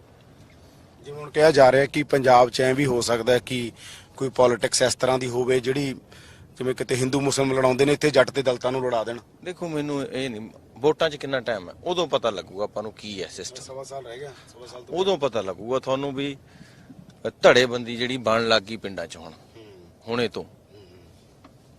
ਅਸੀਂ ਕਿਸੇ ਨੂੰ ਕੀ ਸੁਝਾਅ ਦੇ ਸਕਦੇ? ਸਾਤੇ ਤਾਂ ਆਪਣਾ 1100 ਵੋਟ ਆ ਸਾਡੇ ਪਿੰਡ, ਸਾਤੇ ਤਾਂ ਉਹ ਨਹੀਂ ਸੂਤ ਆਉਂਦੇ, ਉਹਨਾਂ ਦੀ ਨਹੀਂ ਸਰਬਸੰਮਤੀ ਹੁੰਦੀ। ਰਾਹ ਲੱਗ ਗਿਆ ਇਕੱਠੇ, ਮੰਨ ਲਓ ਤੁਸੀਂ ਕਾਂਗਰਸੀ ਹੋ ਜਾਂ ਤੁਸੀਂ ਅਕਾਲੀ ਹੋ ਜਾਂ ਆਪ ਵਾਲੇ ਹੋ ਜਾਂ ਜੋ ਵੀ ਹੈ ਤੁਹਾਡੀ ਪਾਰਟੀ, ਤੁਸੀਂ ਇੱਕੋ ਟੈਂਟ ਲਾ ਕੇ ਵੋਟਾਂ ਪਾਉਣ ਕਿਉਂ ਨਹੀਂ ਜਾਂਦੇ? ਇਕੱਠੇ ਉੱਥੇ ਪਕੌੜੇ ਬਣਾਓ, ਉੱਤੇ ਬ੍ਰੈਡ ਖਾਓ, ਵੋਟ ਜਿਹਨੂੰ ਮਰਜ਼ੀ ਪਾ ਦਿਓ। ਇਸ ਜਗ੍ਹਾ ਦੀ ਲੜਾਈ ਹੈ। ਲੜਾਈ ਕਿਉਂ ਹੈ? ਪਿੰਡ ਵੰਡਦੇ ਸਾਡੇ। ਜਦੋਂ ਕੋਈ ਜਿੱਤਦਾ ਹੈ, ਮੰਨ ਲਓ ਤੁਸੀਂ ਜਿੱਤ ਗਏ, ਮੈਂ ਹਾਰ ਗਿਆ, ਫਿਰ ਆਪਾਂ ਨੂੰ ਜਸ਼ਨ ਮਨਾਉਣਾ ਚਾਹੀਦਾ ਵੀ ਵਾਕਈ ਤੂੰ ਜਿੱਤਿਆ ਯਾਰ। ਜਿੱਤ ਨੂੰ ਕਬੂਲ ਕਰਨਾ ਚਾਹੀਦਾ। ਆਹ ਇੱਕ ਸਾਡੇ ਜਿਹੜੀ ਪ੍ਰੋਬਲਮ ਹੈ ਸਮਾਜ ਦੀ ਕਿ ਜਿੱਤ ਨੂੰ ਕਬੂਲ ਨਹੀਂ ਕਰਦੇ। ਬਈ ਸਾਡੇ ਦੇਖੋ, ਸਾਡੇ ਪਿੰਡਾਂ 'ਚ ਧੜੇਬੰਦੀਆਂ ਨੇ ਜਿਹੜੀਆਂ ਐਡੀਆਂ ਖਤਰਨਾਕ ਹੋ ਗਈਆਂ। ਕਈ ਪਿੰਡਾਂ 'ਚ ਅਸੀਂ ਪ੍ਰੋਗਰਾਮ ਕਰਨ ਜਾਂਦੇ ਹਾਂ, ਉੱਥੇ ਵਿਆਹਾਂ 'ਚ ਅਸੀਂ ਦੇਖਦੇ ਹਾਂ ਕਿ ਕਾਂਗਰਸੀ ਅਕਾਲੀਆਂ ਦੇ ਵਿਆਹ ਜਾਣੋਂ ਹਟ ਕੇ ਅਕਾਲੀ ਕਾਂਗਰਸੀਆਂ ਦੇ ਆਪ ਵਾਲੇ ਇਹ ਯਾਰ ਪੋਲਿਟਿਕਸ ਇੱਕ ਥਾਂ ਤੇ ਹੋ ਸਕਦੀ ਹੈ। ਐਡੀ ਸਾਂਝੀ ਵਿਰਾਸਤ ਸਾਡੀ ਸਦੀਆਂ ਦੀ ਵਿਰਾਸਤ ਨੂੰ ਤੁਸੀਂ, ਇਹ ਇੱਕ ਪ੍ਰੋਬਲਮ ਹੈ ਬਹੁਤ ਵੱਡੀ। ਇਹ ਤੇ ਵੰਡੇ ਗਏ, ਵੰਡਦੀ ਹੈ ਸਿਆਸਤ, ਵੰਡਦੀ ਹੈ। ਇੱਕ ਬਈ ਇਹ ਜ਼ਰੂਰ ਜਿਹੜਾ ਮਾਂ ਬੋਲੀ ਵਾਲਾ ਮਸਲਾ ਹੈਗਾ, ਲਗਾਤਾਰ ਤੁਸੀਂ ਵੀ ਉਹਦੇ ਤੇ ਗੱਲ ਕਰਦੇ ਹੋ, ਪੰਜਾਬੀ ਤੋਂ ਜਿਹੜਾ ਦੂਰ ਹੋਣ ਵਾਲਾ ਮਸਲਾ। ਹਾਲਾਂਕਿ ਨਵੀਂ ਪੀੜ੍ਹੀ ਠੀਕ ਆ, ਉਹ ਰੋਮਨ 'ਚ ਲਿਖਦੀ ਹੈ ਪੰਜਾਬੀ, ਇਹ ਤਾਂ ਨਹੀਂ ਕਿ ਪੰਜਾਬੀ ਐਕਸਪੈਂਡ ਨਹੀਂ ਹੋ ਰਹੀ। ਪਰ ਜਿਵੇਂ ਹੁਣ ਅਸੀਂ ਬਾਕੀ ਦੇਖਦੇ ਹਾਂ, ਹਰਿਆਣੇ ਕੋਲ ਆਪਦੀ ਲਿਪੀ ਨਹੀਂ ਹੈਗੀ, ਹਿੰਦੀ 'ਚ ਇਹਨਾਂ ਦੀ ਦੇਵਨਾਗਰੀ 'ਚ ਲਿਖਦੇ ਨੇ ਹਰਿਆਣਵੀ। ਹਿਮਾਚਲ ਵਾਲਿਆਂ ਕੋਲ ਲਿਪੀ ਨਹੀਂ, ਸਾਡੇ ਕੋਲੇ ਗੁਰੂ ਅੰਗਦ ਦੇਵ ਜੀ ਨੇ ਲਿਪੀ ਦਿੱਤੀ ਸਾਨੂੰ। ਬਾਕੀ ਦਿੱਤੀ ਹੈ ਤਾਂ ਬਹੁਤ ਵੱਡੀ ਤਾਂ ਤੁਸੀਂ ਮੈਂ ਤਾਂ ਇਹਨੂੰ ਮੰਨਦਾ, ਮੈਂ ਤਾਂ ਕਾਇਲ ਲੈਂਦਾ। ਇਹ ਤਾਂ ਮੈਨੂੰ ਤਾਂ ਐਂ ਲੱਗਦਾ ਵੀ ਇਹ ਪਾਲੀ ਭਾਸ਼ਾ ਤੋਂ ਵੀ ਪਹਿਲੀ ਭਾਸ਼ਾ ਹੈ, ਖੇਤਾਂ ਦੀ ਭਾਸ਼ਾ ਜਿਹੜੀ ਸਾਡੀ। ਹਾਂ, ਇਹਦੇ 'ਚ ਫਿਰ ਵਕਤ ਦਾ ਵਿਦਵਾਨਾਂ ਨੇ, ਮਹਾਨ ਲੋਕਾਂ ਨੇ ਸ਼ੋਧਾਂ ਜ਼ਰੂਰ ਕੀਤੀਆਂ ਹੋਣੀਆਂ, ਪਰ ਇਹ ਭਾਸ਼ਾ ਤਾਂ ਮੈਨੂੰ ਲੱਗਦਾ ਜਿੱਥੋਂ ਅਸੀਂ ਚੱਲ ਕੇ ਆਏ ਉੱਥੋਂ ਹੀ ਆਈ ਹੈ ਨਾਲ। ਸ਼ਾਇਦ ਮੱਧ ਏਸ਼ੀਆ ਤੋਂ ਜਿਹੜੇ ਆਪਣੇ ਫੀਚਰ ਤਾਂ ਉਦਾਂ ਦੇ ਹੀ ਆ, ਜਿਹੜੀ ਫਾਰਸ ਦੀ ਖਾੜੀ ਵਾਲੇ ਪਾਸਿਓਂ ਜਿੱਦਾਂ ਬਹੁਤ ਲੋਕ ਆਏ ਆ। ਤੇ ਲਿਪੀ ਅਸਲ 'ਚ ਹਰ ਬੰਦਾ ਸਟੇਜ ਤੇ ਖੜ ਕੇ ਹੋਰ ਬਿਆਨ ਦਿੰਦਾ, ਨਿੱਜੀ ਜ਼ਿੰਦਗੀ 'ਚੋਂ ਜਵਾਕ ਨੂੰ ਅੰਗਰੇਜ਼ ਬਣਾਉਣਾ ਚਾਹੁੰਦਾ। ਇਹ ਵੀ ਇੱਕ ਪ੍ਰੋਬਲਮ ਹੈ ਇੱਥੇ। ਔਰ ਗਲੋਬਲਾਈਜ਼ ਇੱਥੇ ਕਿਤੇ ਕਿਤੇ ਮੈਨੂੰ ਐਂ ਲੱਗਦਾ ਡਾਰਵਿਨ ਥਿਊਰੀ ਆ ਜਾਂਦੀ ਹੈ ਫਿਰ। ਸਰਵਾਈਵਲ ਤੇ ਉਹਦੇ ਵਾਲੀ ਹੈ। ਹਾਂ, ਵੀ ਵੱਡੀ ਮੱਛੀ ਛੋਟੀ ਨੂੰ ਖਾ ਜਾਂਦੀ ਹੈ, ਵੱਡੀਆਂ ਭਾਸ਼ਾਵਾਂ ਛੋਟੀਆਂ ਨੂੰ ਸੱਕ ਕਰਦੀਆਂ ਜਾਂਦੀਆਂ। ਕਿਤੇ ਕਿਤੇ ਐਂ ਵੀ ਲੱਗਦਾ ਗਲੋਬਲਾਈਜ਼ੇਸ਼ਨ।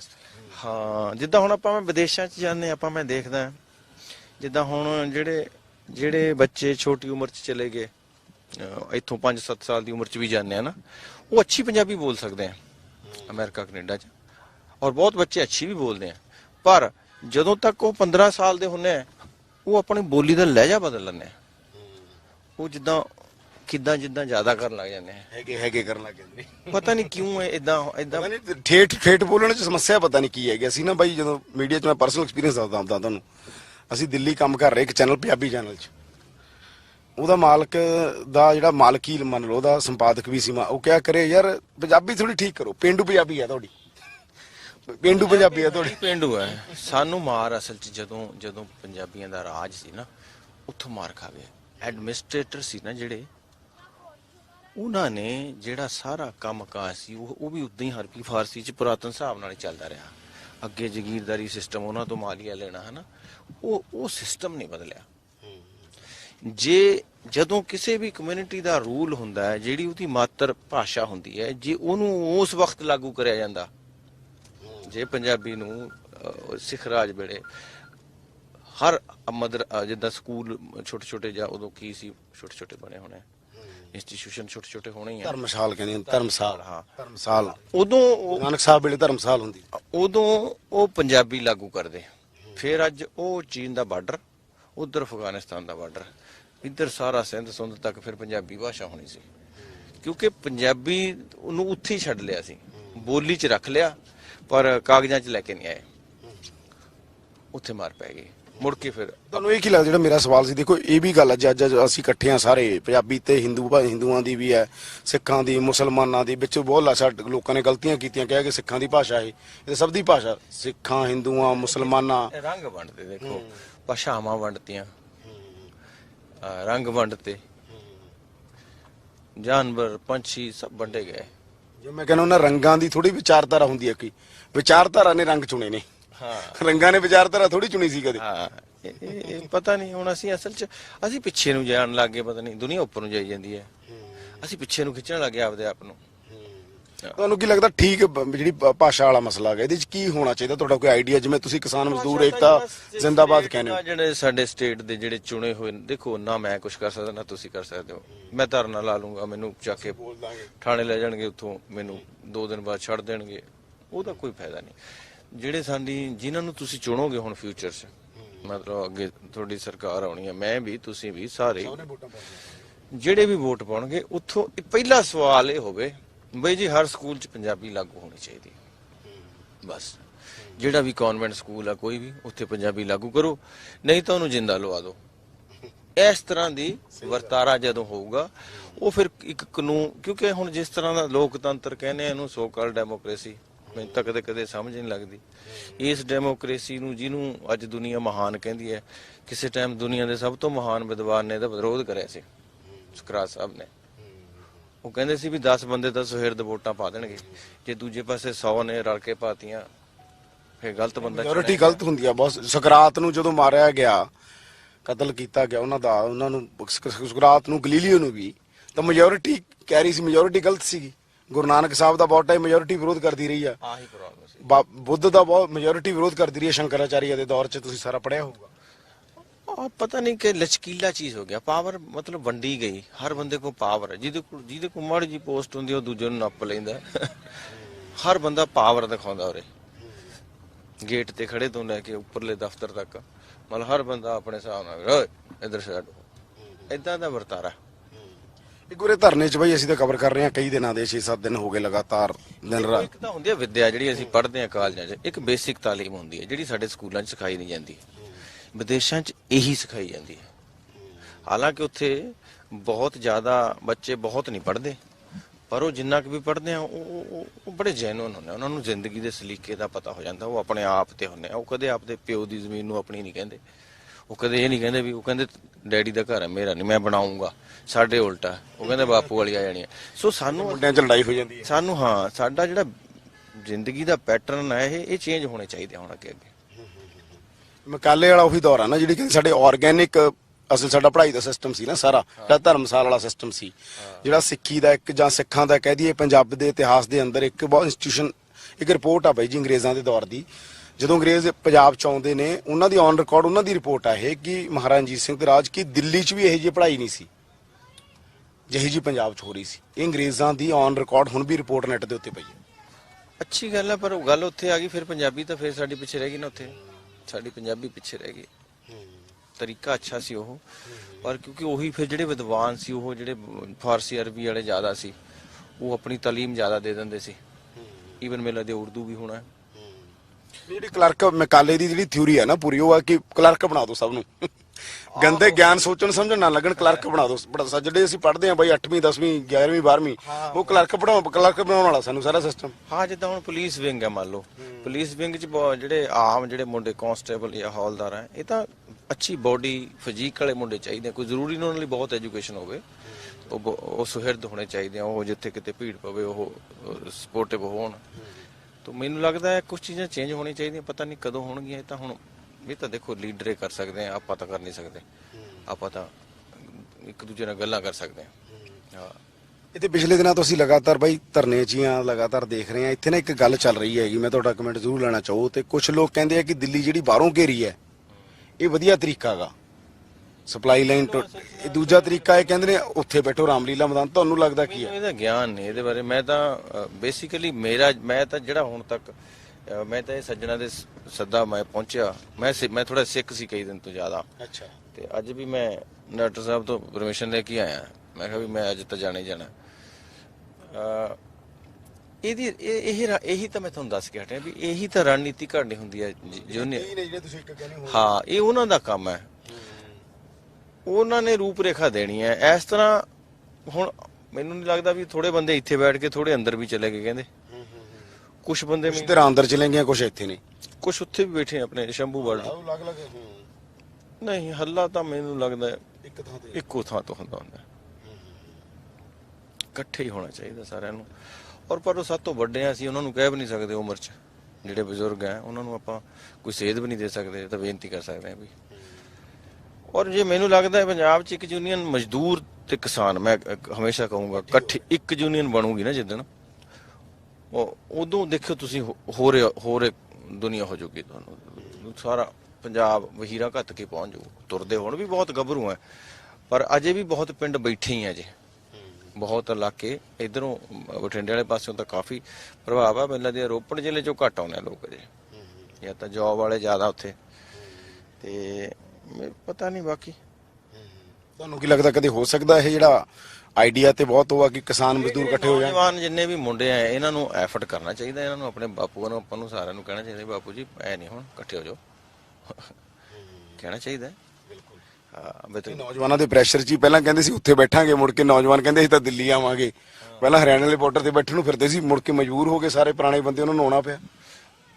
ਮੈਨੂੰ ਲੱਗਦਾ ਜਿਹੜੇ ਮੁੰਡੇ ਖੇਤੀ ਕਰਦੇ ਆਪਣੇ ਪਿੰਡਾਂ 'ਚ ਗੱਭਰੂ, ਉਹਨਾਂ ਨੂੰ ਵੀ ਹਿੱਸਾ ਲੈਣਾ ਚਾਹੀਦਾ ਹੈ।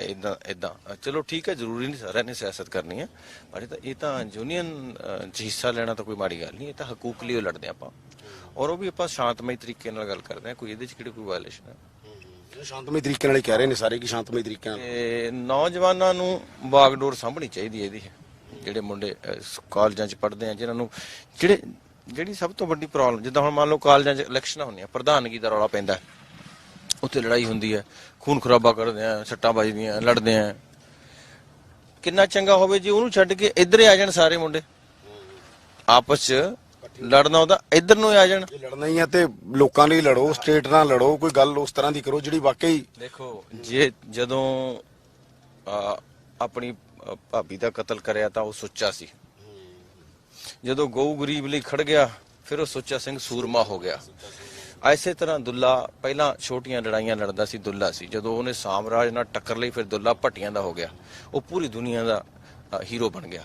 ਸੋ ਮੈਨੂੰ ਲੱਗਦਾ ਜਦੋਂ ਮੈਂ ਤੁਹਾਡੇ ਨਾਲ ਲੜਦਾ ਤਾਂ ਮੈਂ ਆਪਣੀ ਈਗੋ ਸੰਤੁਸ਼ਟ ਕਰਨ ਲਈ ਲੜਦਾ, ਉਹ ਮੈਂ ਜੋਗੇ ਰਹਿ ਜਾਂਦਾ। ਪਰ ਜੇ ਆਪਾਂ ਦੋਏ ਇਕੱਠੇ ਹੋ ਕੇ ਦੁਨੀਆ ਲਈ ਖੜ ਜਾਾਂਗੇ ਤਾਂ ਦੁਨੀਆ ਪਿਆਰ ਕਰੂਗੀ। ਸੋ ਬਸ ਇਹੀ ਛੋਟਾ ਜਿਹਾ ਫਰਕ ਹੈ ਕਿ ਮੈਨੂੰ ਲੱਗਦਾ ਇੱਕ ਸਟੇਜ ਤੋਂ ਬਾਅਦ ਇਨਸਾਨ ਇਦਾਂ ਸੋਚਣ ਲੱਗ ਜਾਂਦਾ ਕਿ ਆਪਣੇ ਲਈ ਸੋਚਾਂ, ਮੈਂ ਦੁਨੀਆ ਲਈ ਸੋਚਾਂ। ਇੱਕ ਜਿਹੜੀ ਗੱਲ ਇਹ ਬਹੁਤ ਇੰਪੋਰਟੈਂਟ ਗੱਲ ਆ ਕਿ ਜਿਹੜਾ ਮਾਡਲ ਆ ਸਾਡਾ ਐਗਰੀਕਲਚਰ ਦਾ, ਉਹੀ ਬੇਸਿਕਲੀ ਉਹਦੇ ਵਿੱਚ ਹੀ ਸੰਕਟ ਪਏ ਨੇ। ਜਿਹੜਾ ਗ੍ਰੀਨ ਰੈਵੋਲੂਸ਼ਨ ਨੇ ਸਾਡਾ ਬਹੁਤ ਨੁਕਸਾਨ ਕੀਤਾ, ਐਗਰੀਕਲਚਰ ਦਾ ਮਾਡਲ ਜਿਹੜਾ ਡਿਵੈਲਪਮੈਂਟ ਦਾ ਇਹ ਮਾਡਲ ਆਏ, anti human, anti nature, anti people, anti Punjab ਆ। ਦੇਖੋ ਜਦ ਤੋੜੀਆਂ ਆਪਾਂ ਬੀਜਦੇ ਆ, ਵੇਚਣ ਜਾਂਦੇ ਆ, ਉਦੋਂ 2-2.5 ਨੂੰ ਵਿਕਦਾ, ਗਾਂ ਵਪਾਰੀ 5 ਨੂੰ ਵੇਚਦਾ। ਰੌਲਾ ਕੀ ਹੈ? ਇਹ ਸਾਰਾ ਕੁਝ ਸਰਕਾਰ ਨੇ ਕਰਨਾ ਹੁੰਦਾ। ਹਰ ਫਸਲ ਦਾ ਮੁੱਲ ਕਿਉਂ ਨਹੀਂ ਤੈਅ, ਮੈਨੂੰ ਇਹ ਨਹੀਂ ਸਮਝ ਆਉਂਦੀ। ਤੈਅ ਮੁੱਲ ਤੇ ਸਰਕਾਰ ਚੱਕੇ। ਆਰਗੈਨਿਕ ਫੂਡ ਤਾਂ ਬਹੁਤ ਡਿਮਾਂਡ ਹੈ ਯਾਰ, ਆਰਗੈਨਿਕ ਫੂਡ ਦੀ ਤਾਂ ਪੰਜਾਬ ਵਰਗੀ ਤਾਂ ਜ਼ਰਖੇਜ਼ ਜ਼ਮੀਨ ਹੀ ਹੈ ਨਹੀਂ ਕਿਤੇ। ਅੱਜ ਵੀ ਰੇਹ ਛੱਡ ਦਈਏ ਜੇ 2 ਸਾਲ ਲਈ, ਸੋਨਾ ਹੋ ਜੂਗੀ ਸਾਡੀ ਪੈਦਾਵਾਰ। ਬੇਸ਼ੱਕ ਘਟ ਜੇ ਸਾਨੂੰ ਮੰਨ ਲਓ ਤੁਹਾਨੂੰ ਹੁਣ ਜੇ ਮੁੱਲ ਦੇਖੋ, ਜਿਹੜੀ ਸਵਾਮੀ ਸਾਹਿਬ ਦੀ ਰਿਪੋਰਟ ਆ ਉਸ ਹਿਸਾਬ ਨਾਲ ਤਾਂ 6-7 ਹਜ਼ਾਰ ਰੁਪਈਆ ਕਣਕ ਚਾਹੀਦੀ ਹੈ।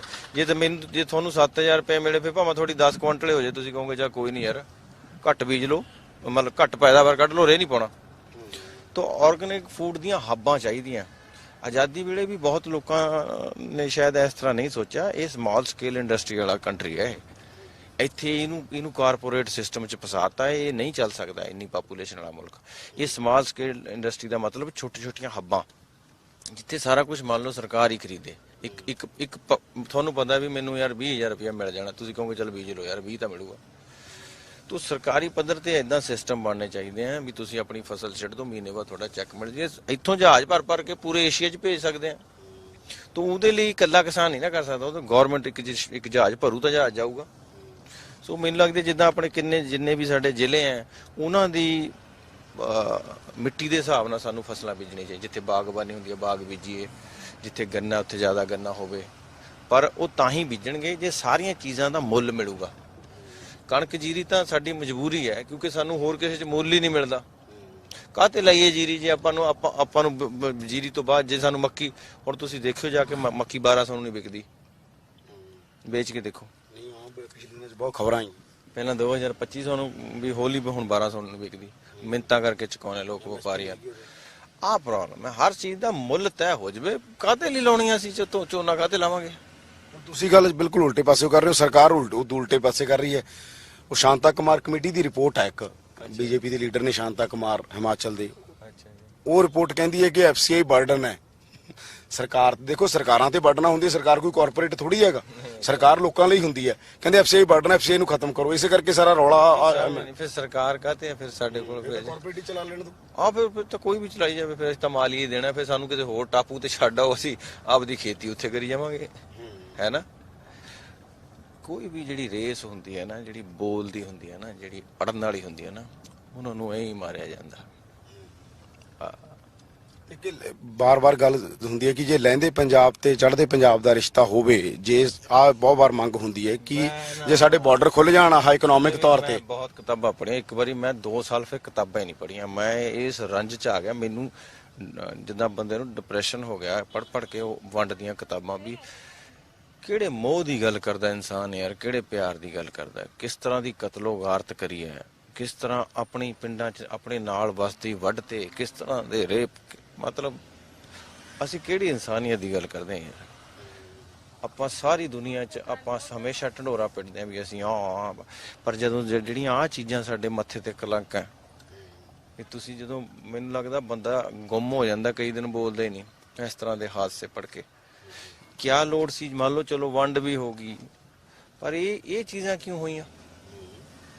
ਤੁਸੀਂ ਤਾਂ ਕਹਿੰਦੇ ਅੰਗਰੇਜ਼ਾਂ ਨੇ ਕਰਤੀ, ਪਰ ਇੱਥੇ ਉਹ ਵੀ ਤੁਹਾਡੇ ਅੰਦਰ ਕਿਤੇ ਮਨਾਂ 'ਚ ਵੀ ਵੰਡ ਪਈ ਸੀ। ਵੰਡ ਪੈ ਗਈ, ਪਿੰਡਾਂ ਦੇ ਪਿੰਡ ਉੱਜੜ ਗਏ, ਵੱਢ ਕੇ ਇੱਕ ਦੂਜੇ ਦੇ ਆਪਾਂ ਬੰਦੇ ਉਧਰ ਉਹਨਾਂ ਨੇ ਭੇਜਤੇ, ਇਧਰੋਂ ਇਹਨਾਂ ਨੇ ਭੇਜਤੇ। ਚਲੋ ਠੀਕ ਹੈ, ਉਹਦੇ 'ਚ ਬੜੇ ਇਹਨਾਂ ਤੇ ਇਲਜ਼ਾਮ ਲੱਗਦੇ ਨੇ, ਹਿੰਦੂ ਮਹਾਸਭਾ ਤੇ ਮੁਸਲਿਮ ਲੀਗ ਤੇ, ਪਰ ਬੰਦੇ ਦਾ ਬੰਦਾ ਤਾਂ ਰਹਿਣਾ ਜ਼ਰੂਰੀ ਹੈ ਨਾ। ਜੇ ਮੈਨੂੰ ਕੋਈ ਸ਼ਰਾਰਤੀ ਅਨਸਰਾਂ ਨੇ ਕੰਮ ਕਰਿਆ ਹੈ ਨਾ, ਪਰ ਮੰਨ ਲਓ ਜਿਵੇਂ ਤੁਹਾਡਾ ਪਿੰਡ ਹੈ, ਇਹ ਤਾਂ ਤੁਹਾਡੇ ਪਿੰਡ, ਸਾਡੇ ਪਿੰਡ ਦੇ ਬਜ਼ੁਰਗਾਂ ਨੇ ਅੰਬਾਲੇ ਤੱਕ ਬੰਦੇ ਛੱਡ ਕੇ ਆਂਦੇ ਸੀ। ਸਾਡੇ ਪਿੰਡ ਦਾ ਇੱਕ ਵੀ ਬੰਦਾ ਨਹੀਂ ਏਦਾਂ, ਸਾਡਾ ਅੱਧਾ ਪਿੰਡ ਮੁਹੰਮਦਨ ਦਾ ਸੀ।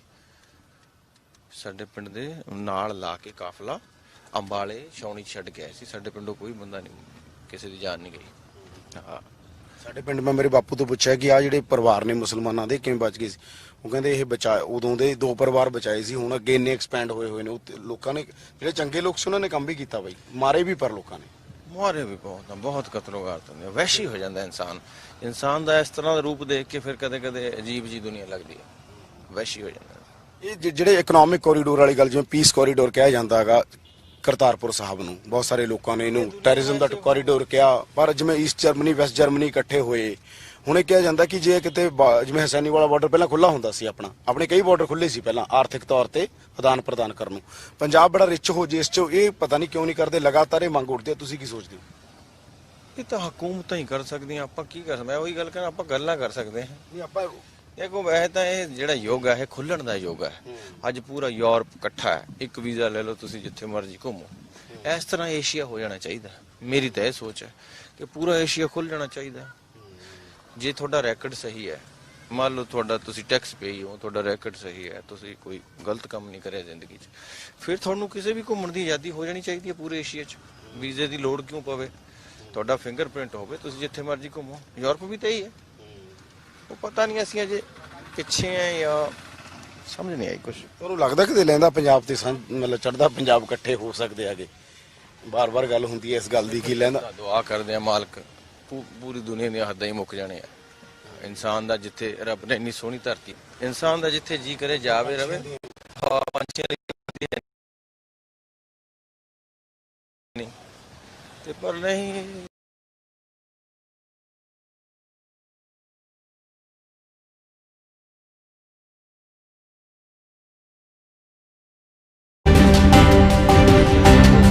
ਆਪਾਂ ਜਿਹੜੇ ਪ੍ਰੋਟੈਸਟ ਹੁਣ ਤੱਕ ਦੇ ਵਿੱਚ ਹੈ, ਐਮਰਜੈਂਸੀ ਦਾ ਦੇਖ ਲਓ। ਐਮਰਜੈਂਸੀ ਦੇ ਪ੍ਰੋਟੈਸਟ ਪ੍ਰਧਾਨ ਮੰਤਰੀ ਮੋਦੀ ਨੇ ਪੱਗ ਬੰਨੀ ਹੋਈ ਸੀਗੀ, ਉਦੋਂ ਤਾਂ ਕੁਝ ਹੁੰਦੇ ਨਹੀਂ ਸੀਗੇ। ਆਰਐਸਐਸ ਬੀਜੇਪੀ ਨਾਲ ਜੁੜੇ ਰਹੇ ਨੇ, ਅੰਡਰਗਰਾਉਂਡ ਵੀ ਹੋਏ। ਹੁਣ ਇੱਥੇ ਜਦੋਂ ਪ੍ਰੋਟੈਸਟ ਹੋ ਰਹੇ ਨੇ, ਹੋਰ ਤਰ੍ਹਾਂ ਦੀ ਅਪਰੋਚ, ਜਦੋਂ ਤੁਸੀਂ ਪਾਵਰ 'ਚ ਆ ਜਾਂਦੇ ਹੋ, ਅਪਰੋਚ ਹੋਰ ਹੋ ਜਾਂਦੀ ਹੈ ਸਭ ਦੀ। ਅਕਾਲੀ ਹੋਣ, ਕਾਂਗਰਸੀ ਹੋਣ, ਬੀਜੇਪੀ ਹੋਵੇ, ਲੈਫਟ ਹੋਵੇ, ਰਾਈਟ ਹੋਵੇ, ਸਭ ਕਾਮਰੇਡਾਂ ਨੇ ਵੀ ਨੰਦੀਗ੍ਰਾਮ ਸੰਗਰੂਰ 'ਚ ਕੀ ਕੀਤਾ ਸੀ ਆਪਾਂ ਨੂੰ ਪਤਾ ਹੈ। ਤੁਹਾਨੂੰ ਕੀ ਲੱਗਦਾ ਹੈਗਾ ਕਿ ਕਿਉਂ ਐਮਰਜੈਂਸੀ ਦੇ ਦੌਰ ਤੋਂ ਬਾਅਦ ਇੰਦਰਾ ਪੂਰੀ ਤਰ੍ਹਾਂ ਆਊਟ ਕਰਤੀ ਜਨਤਾ ਦਲ ਦੀ ਸਰਕਾਰ ਨੇ, ਉਹ ਤੋਂ ਬਾਅਦ ਇਹ ਸਬਕ ਵੀ ਸਿੱਖਿਆ ਕਾਂਗਰਸ ਨੇ ਕਿ ਨਹੀਂ ਸਾਨੂੰ ਚੀਜ਼ਾਂ ਦੇ ਨਾਲ ਡੈਡਲੌਕ ਤੋੜਨੇ ਚਾਹੀਦੇ, ਹੁਣ ਕਿਉਂ ਨਹੀਂ ਟੁੱਟ ਰਿਹਾ ਹੈਗਾ? ਪ੍ਰੋਬਲਮ ਸਮਝੇ ਨਹੀਂ ਤੁਸੀਂ। ਮੈਂ ਤੁਹਾਨੂੰ ਇੱਕ ਗੱਲ ਪਹਿਲਾਂ ਕਹੀ ਸੀ ਕਿ ਵੋਟਾਂ ਤੋਂ ਪਹਿਲਾਂ ਪਿੰਡਾਂ 'ਚ ਐ ਧੜੇਬੰਦੀ ਬਣ ਜਾਣੀ ਹੈ ਯਾਰ, ਇੱਕ ਦੂਏ ਦੇ ਦੁਸ਼ਮਣ ਹੋ ਜਾਂਦੇ ਆ। ਮੇਰੇ ਪਿੰਡ ਟੂਰਨਾਮੈਂਟ, ਮੈਂ ਤਾਂ ਬਾਹਰ ਸੀ ਉਦੋਂ, ਪਿੱਛੇ ਜਿਹੇ ਜਦੋਂ ਮੈਂ ਆਇਆ, ਟੂਰਨਾਮੈਂਟ 2 ਕਰਾ ਲਏ। ਇੱਕ ਦਿਨ ਘੋੜੇ ਭਜਾ ਲਏ, ਦੂਜੇ ਦਿਨ ਟਾਂਗੀਆਂ ਭਜਾ ਲਈਆਂ। ਮੈਂ ਕਿਹਾ ਇਕੱਠੇ ਭਜਾ ਲੈਂਦੇ। ਅੱਛਾ ਫਰੀ ਵੀ ਇਕੱਠੇ ਗਏ, ਬਸ ਮੈਂ ਆਹ ਕਰਾਂ, ਦੂਆ ਕਹਿੰਦਾ ਮੈਂ ਕਰਨਾ। ਆ ਤੁਸੀਂ ਇਹ ਤਾਂ ਹੁਣ ਦੇਖਦੇ ਹੋ ਅਜੇ, ਹੈ ਨਾ, ਇਹਨੂੰ ਤੁਸੀਂ ਇਸ ਨਜ਼ਰੀਏ ਨਾਲ ਦੇਖਦੇ ਹੋ, ਪਰ ਤੁਸੀਂ ਦੇਖੋ ਵੋਟਾਂ ਤੋਂ ਪਹਿਲਾਂ ਹਾਲ ਕੀ ਹੋਣਾ। ਮੈਂ ਤੁਸੀਂ ਇੱਥੇ ਮੈਂ ਸਾਰਾ ਕੁਝ ਬਦਲ ਜਾਣਾ। ਟਾਈਮਲੀ ਤੁਹਾਨੂੰ ਲੱਗਦਾ ਟਾਈਮਲੀ ਗੱਲ ਆ, ਪਰ ਮੈਂ ਕਹਿ ਰਿਹਾ ਕਿ ਮੋਦੀ ਸਰਕਾਰ ਨੂੰ ਜਿਸ ਤਰੀਕੇ ਨਾਲ ਡੈਡਲੌਕ ਤੋੜਨਾ ਚਾਹੀਦਾ ਸੀ ਨਹੀਂ ਤੋੜ ਰਹੀ ਉਹ। ਦੇਖੋ ਪੰਜਾਬ ਤਾਂ ਹਮੇਸ਼ਾ ਅੜਦਾ ਹੀ ਰਿਹਾ ਹੈ। ਪੰਜਾਬ ਤਾਂ ਕਦੇ ਵੀ ਪੁੱਠੀ ਹੁੰਦੇ, ਜਦੋਂ ਸੈਂਟਰ ਸਰਕਾਰ ਦੂਜੀ ਹੁੰਦੀ ਹੈ ਪੰਜਾਬ ਵਾਲੇ ਦੂਜੇ ਪਾਸੇ ਹੁੰਦੇ। ਪੰਜਾਬ ਤਾਂ ਤਕਰੀਬਨ ਅੜ ਜਾਂਦਾ ਹੈ। ਪੰਜਾਬ 'ਚੋਂ ਤਾਂ ਮੈਨੂੰ ਲੱਗਦੀ ਨਹੀਂ ਸੰਭਾਵਨਾ। ਬਾਕੀ ਅਜੇ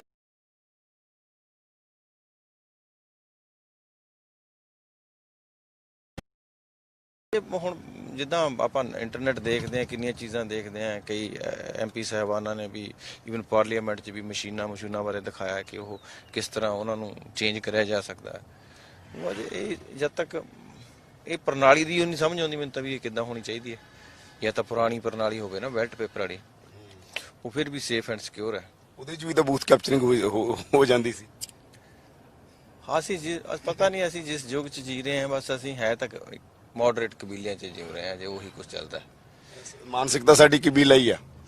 ਉਹ ਪਹਿਲਾਂ ਸੱਤਾ ਤਾਂ ਕਿੰਗ ਕੋਲ ਹੁੰਦੀ ਸੀ, ਹੁਣ ਸਟੇਟ ਦਾ ਜਿਹੜੇ ਚੀਫ ਹੁੰਦੇ ਜਾਂ ਜਿਹੜੇ ਕੰਟਰੀ ਦੇ ਚੀਫ ਹੈ ਉਹ ਇਸੇ ਸੇਮ ਥਿੰਗ।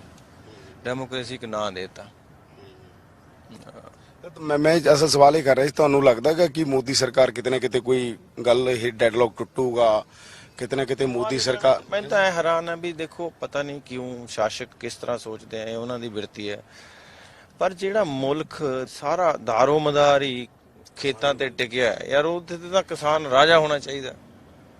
ਇੱਕ ਤੁਸੀਂ ਇੰਡਸਟਰੀ ਲਾਉਨੇ ਹੋ, ਉਹਨੂੰ ਕਿੰਨੀਆਂ ਰਿਬੇਟਾਂ ਦਿੰਦੇ ਹੋ, ਫਿਰ ਉਹ ਸੈਂਕੜੇ ਕਰੋੜ ਤੁਹਾਡੇ ਨੱਪ ਕੇ ਫਿਰ ਤੁਹਾਡੇ ਨਾਲ ਬੈਂਕ ਨਾਲ ਡੀਲ ਕਰਕੇ ਅੱਧੇ ਖਾ ਜਾਂਦਾ। ਉਹਦੇ ਨਾਲ ਕਿੰਨਾ ਚੰਗਾ ਹੋਵੇ ਜੇ ਅਸੀਂ ਆਰਗੈਨਿਕ ਫੂਡ ਬੀਜੀਏ ਤੇ ਜਿਹੜੇ ਸਾਡੇ ਬਾਪੂ ਬੇਬਿਆਂ ਕੰਮ ਕਰਦੇ ਆ ਘਰਾਂ 'ਚ 500-500 ਰੁਪਇਆ ਪਰ ਡੇ ਉਹਨਾਂ ਨੂੰ ਮਿਲਿਆ ਕਰੇ, ਉਹ ਵੀ ਖੁਸ਼ ਹੋਣ। ਕਿ ਨਾ ਬੀਮਾ ਉਹਨਾਂ ਦਾ, ਨਾ ਉਹਨਾਂ ਦੀ ਕੋਈ ਸੋਸ਼ਲ ਸਿਕਿਉਰਿਟੀ, ਕੁਛ ਵੀ ਨਹੀਂ ਮੇਰਾ ਖਿਆਲ ਆਪਣੇ ਕੋਲ ਤਾਂ, ਨਾ ਕੋਈ ਮੈਡੀਕਲ ਫ੍ਰੀ ਹੈ ਸਾਡਾ। ਸੋ ਮੈਨੂੰ ਲੱਗਦਾ ਕਿ ਸਾਡੇ ਤਾਂ ਇਦਾਂ ਦਾ ਸਿਸਟਮ ਚਾਹੀਦਾ ਕਿ ਖੇਤੀ ਨੂੰ ਇੰਨਾ ਪ੍ਰੋਤਸ਼ਾਹਿਤ ਕੀਤਾ ਜਾਵੇ ਕਿ ਜਿਹੜੇ ਘਰਾਂ 'ਚ ਬਾਪੂ ਬੇਬੇ ਕੰਮ ਕਰਦੇ ਉਹਨਾਂ ਨੂੰ ਬਕਾਇਦਾ ਸ਼ਾਮ ਨੂੰ ਈਵਨਿੰਗ ਨੂੰ ਮਨੀ ਮਿਲੇ ਵੀ ਇਹ ਐਕਸਟਰਾ ਤੁਹਾਡੀ ਵੀ ਤੁਸੀਂ ਵਰਕ ਕਰਿਆ। ਤੇ ਜੇ ਪੈਨਸ਼ਨ ਦੀ ਵੀ ਗੱਲ ਚੱਲਦੀ ਹੈ ਵੀ ਪੱਕੀ ਕਿਸਾਨਾਂ ਦੀ ਇੱਕ ਪੱਕੀ ਤਨਖਾਹ ਲੱਗਣੀ ਚਾਹੀਦੀ ਹੈ, ਕਿਉਂਕਿ ਉਹ ਕੰਟਰੀਬਿਊਟ ਕਰ ਰਿਹਾ ਦੇਸ਼ ਦੇ ਲਈ, ਲੋਕਾਂ ਲਈ, ਸਮਾਜ ਲਈ ਕੰਟਰੀਬਿਊਟ ਕਰਦਾ। ਇਹ ਉਹਦੇ ਪੇਸ਼ੇ ਨੂੰ ਕਿ ਧਰਮ ਵਾਂਗੂ ਲਿਆ ਜਾਵੇ। ਪੰਜਾਬ ਹਰਿਆਣਾ ਨੇ ਤਾਂ ਬਾਕੀ ਢਿੱਡ ਭਰਿਆ ਪੂਰੇ ਵਤਨ ਦਾ। ਤਾਂ ਲਗਾਤਾਰ ਅਸੀਂ ਗੱਲਬਾਤ ਕਰ ਰਹੇ ਹਾਂ, ਬੱਬੂ ਮਾਨ ਸਾਡੇ ਨਾਲ ਨੇ, ਬੱਬੂ ਮਾਨ ਨਾਲ ਗੱਲਬਾਤ ਹੋ ਰਹੀ ਹੈ। ਕਹਿ ਰਹੇ ਨੇ ਕਿ ਬਹੁਤ ਸਾਰੇ ਸੰਕਟ ਨੇ, ਸਰਕਾਰਾਂ ਨੂੰ ਇਹ ਸੰਕਟਾਂ ਦੇ ਉੱਤੇ ਧਿਆਨ ਦੇਣਾ ਚਾਹੀਦਾ ਹੈ ਤੇ ਕਿਸਾਨ ਧਰਨਿਆਂ 'ਚ ਸ਼ਮੂਲੀਅਤ ਆ ਜਿਹੜੀ ਉਹ ਕਿਸਾਨਾਂ ਦੀ ਵੀ ਹੋ ਰਹੀ ਹੈ, ਗਾਇਕਾਂ ਦੀ ਵੀ ਹੋ ਰਹੀ ਹੈ। ਬਹੁਤ ਵੱਡੇ ਪੱਧਰ ਦੇ ਉੱਤੇ ਵੱਖ-ਵੱਖ ਤਰੀਕੇ ਨਾਲ ਚਰਚਾਵਾਂ ਚੱਲ ਰਹੀਆਂ ਨੇ। ਗੱਲਬਾਤ ਸਾਡੀ ਬਕਾਇਦਾ ਤੌਰ ਦੇ ਉੱਤੇ ਜਾਰੀ ਹੈ। ਤਾਂ ਬਾਈ ਜੀ ਮੈਂ ਲਾਸਟ ਕਮੈਂਟ ਤੁਹਾਡਾ ਲਵਾਂਗਾ ਬੱਬੂ ਬਾਈ ਜੀ। ਕੀ ਕਹਿਣਾ ਚਾਹੁੰਦੇ ਹੋ ਆਖਰ ਤੁਸੀਂ ਪੰਜਾਬ ਨੂੰ, ਕੀ ਕਹਿਣਾ ਚਾਹੁੰਦੇ, ਦੁਨੀਆ ਭਰ 'ਚ ਬੈਠੇ ਪੰਜਾਬੀਆਂ ਨੂੰ ਕੀ ਕਹਿਣਾ ਚਾਹੁੰਦੇ? ਕਹਿਣਾ ਤਾਂ ਬਸ ਇਹੀ ਹੈ ਵੀ ਫਸਲਾਂ ਦਾ ਮੁੱਲ ਮਿਲੇ, ਗਰੀਬ ਸਾਡੇ ਜਿਹੜੇ ਕਿਸਾਨ ਆ ਉਹਨਾਂ ਦਾ ਸਾਰਾ ਕੁਝ ਇਹਦੇ ਤੇ ਖੜਾ। ਸਾਡਾ ਤਾਂ ਜਿਹੜੇ ਬੱਚਿਆਂ ਨੇ ਹੁਣ ਪੜ੍ਹਨ ਲਈ ਬਾਹਰ ਵੀ ਜਾਣਾ, ਉਹਨਾਂ ਨੇ ਵੀ ਪੈਸੇ ਉੱਥੇ ਹੀ ਦੇਣੇ ਆ। ਸੋ ਤਾਂ ਜਮੀ ਸਾਰਾ ਕੁਝ ਹੀ ਭੱਠਾ ਹੀ ਬਹਿ ਜਾਊਗਾ। ਤਾਂ ਮਾਲਕ ਮਿਹਰ ਕਰੇ, ਇਹ ਤਾਂ ਹੱਲ ਹੋ ਜਾਣਾ ਚਾਹੀਦਾ। ਧੰਨਵਾਦ ਬਾਈ ਜੀ, ਬਹੁਤ ਬਹੁਤ ਧੰਨਵਾਦ ਸਾਡੇ ਨਾਲ ਗੱਲਬਾਤ ਕਰਨ ਲਈ। ਇਹ ਸਨ ਬੱਬੂ ਮਾਨ ਜਿਨ੍ਹਾਂ ਨੇ ਕਿਹਾ ਕਿ ਮਸਲਾ ਹੱਲ ਹੋਣਾ ਚਾਹੀਦਾ, ਸਰਕਾਰ ਨੂੰ ਧਿਆਨ ਦੇਣਾ ਚਾਹੀਦਾ ਤਾਂ ਕਿ ਮਸਲਿਆਂ ਦਾ ਹੱਲ ਹੋਵੇ। ਬਹੁਤ ਸਾਰੀਆਂ ਖੁੱਲੀਆਂ ਗੱਲਾਂ ਹੋਈਆਂ, ਕੋਸ਼ਿਸ਼ ਕਰਾਂਗੇ ਕਦੇ ਖੁੱਲੇ ਟਾਈਮ 'ਚ ਹੋਰ ਮਸਲਿਆਂ ਬਾਰੇ ਵੀ ਬੱਬੂ ਮਾਨ ਜੀ ਨਾਲ ਹੋਰ ਖੁੱਲੀ ਗੱਲਬਾਤ ਹੋਵੇ। ਦੇਖਦੇ ਰਹੋ ਪ੍ਰੋ ਪੰਜਾਬ TV।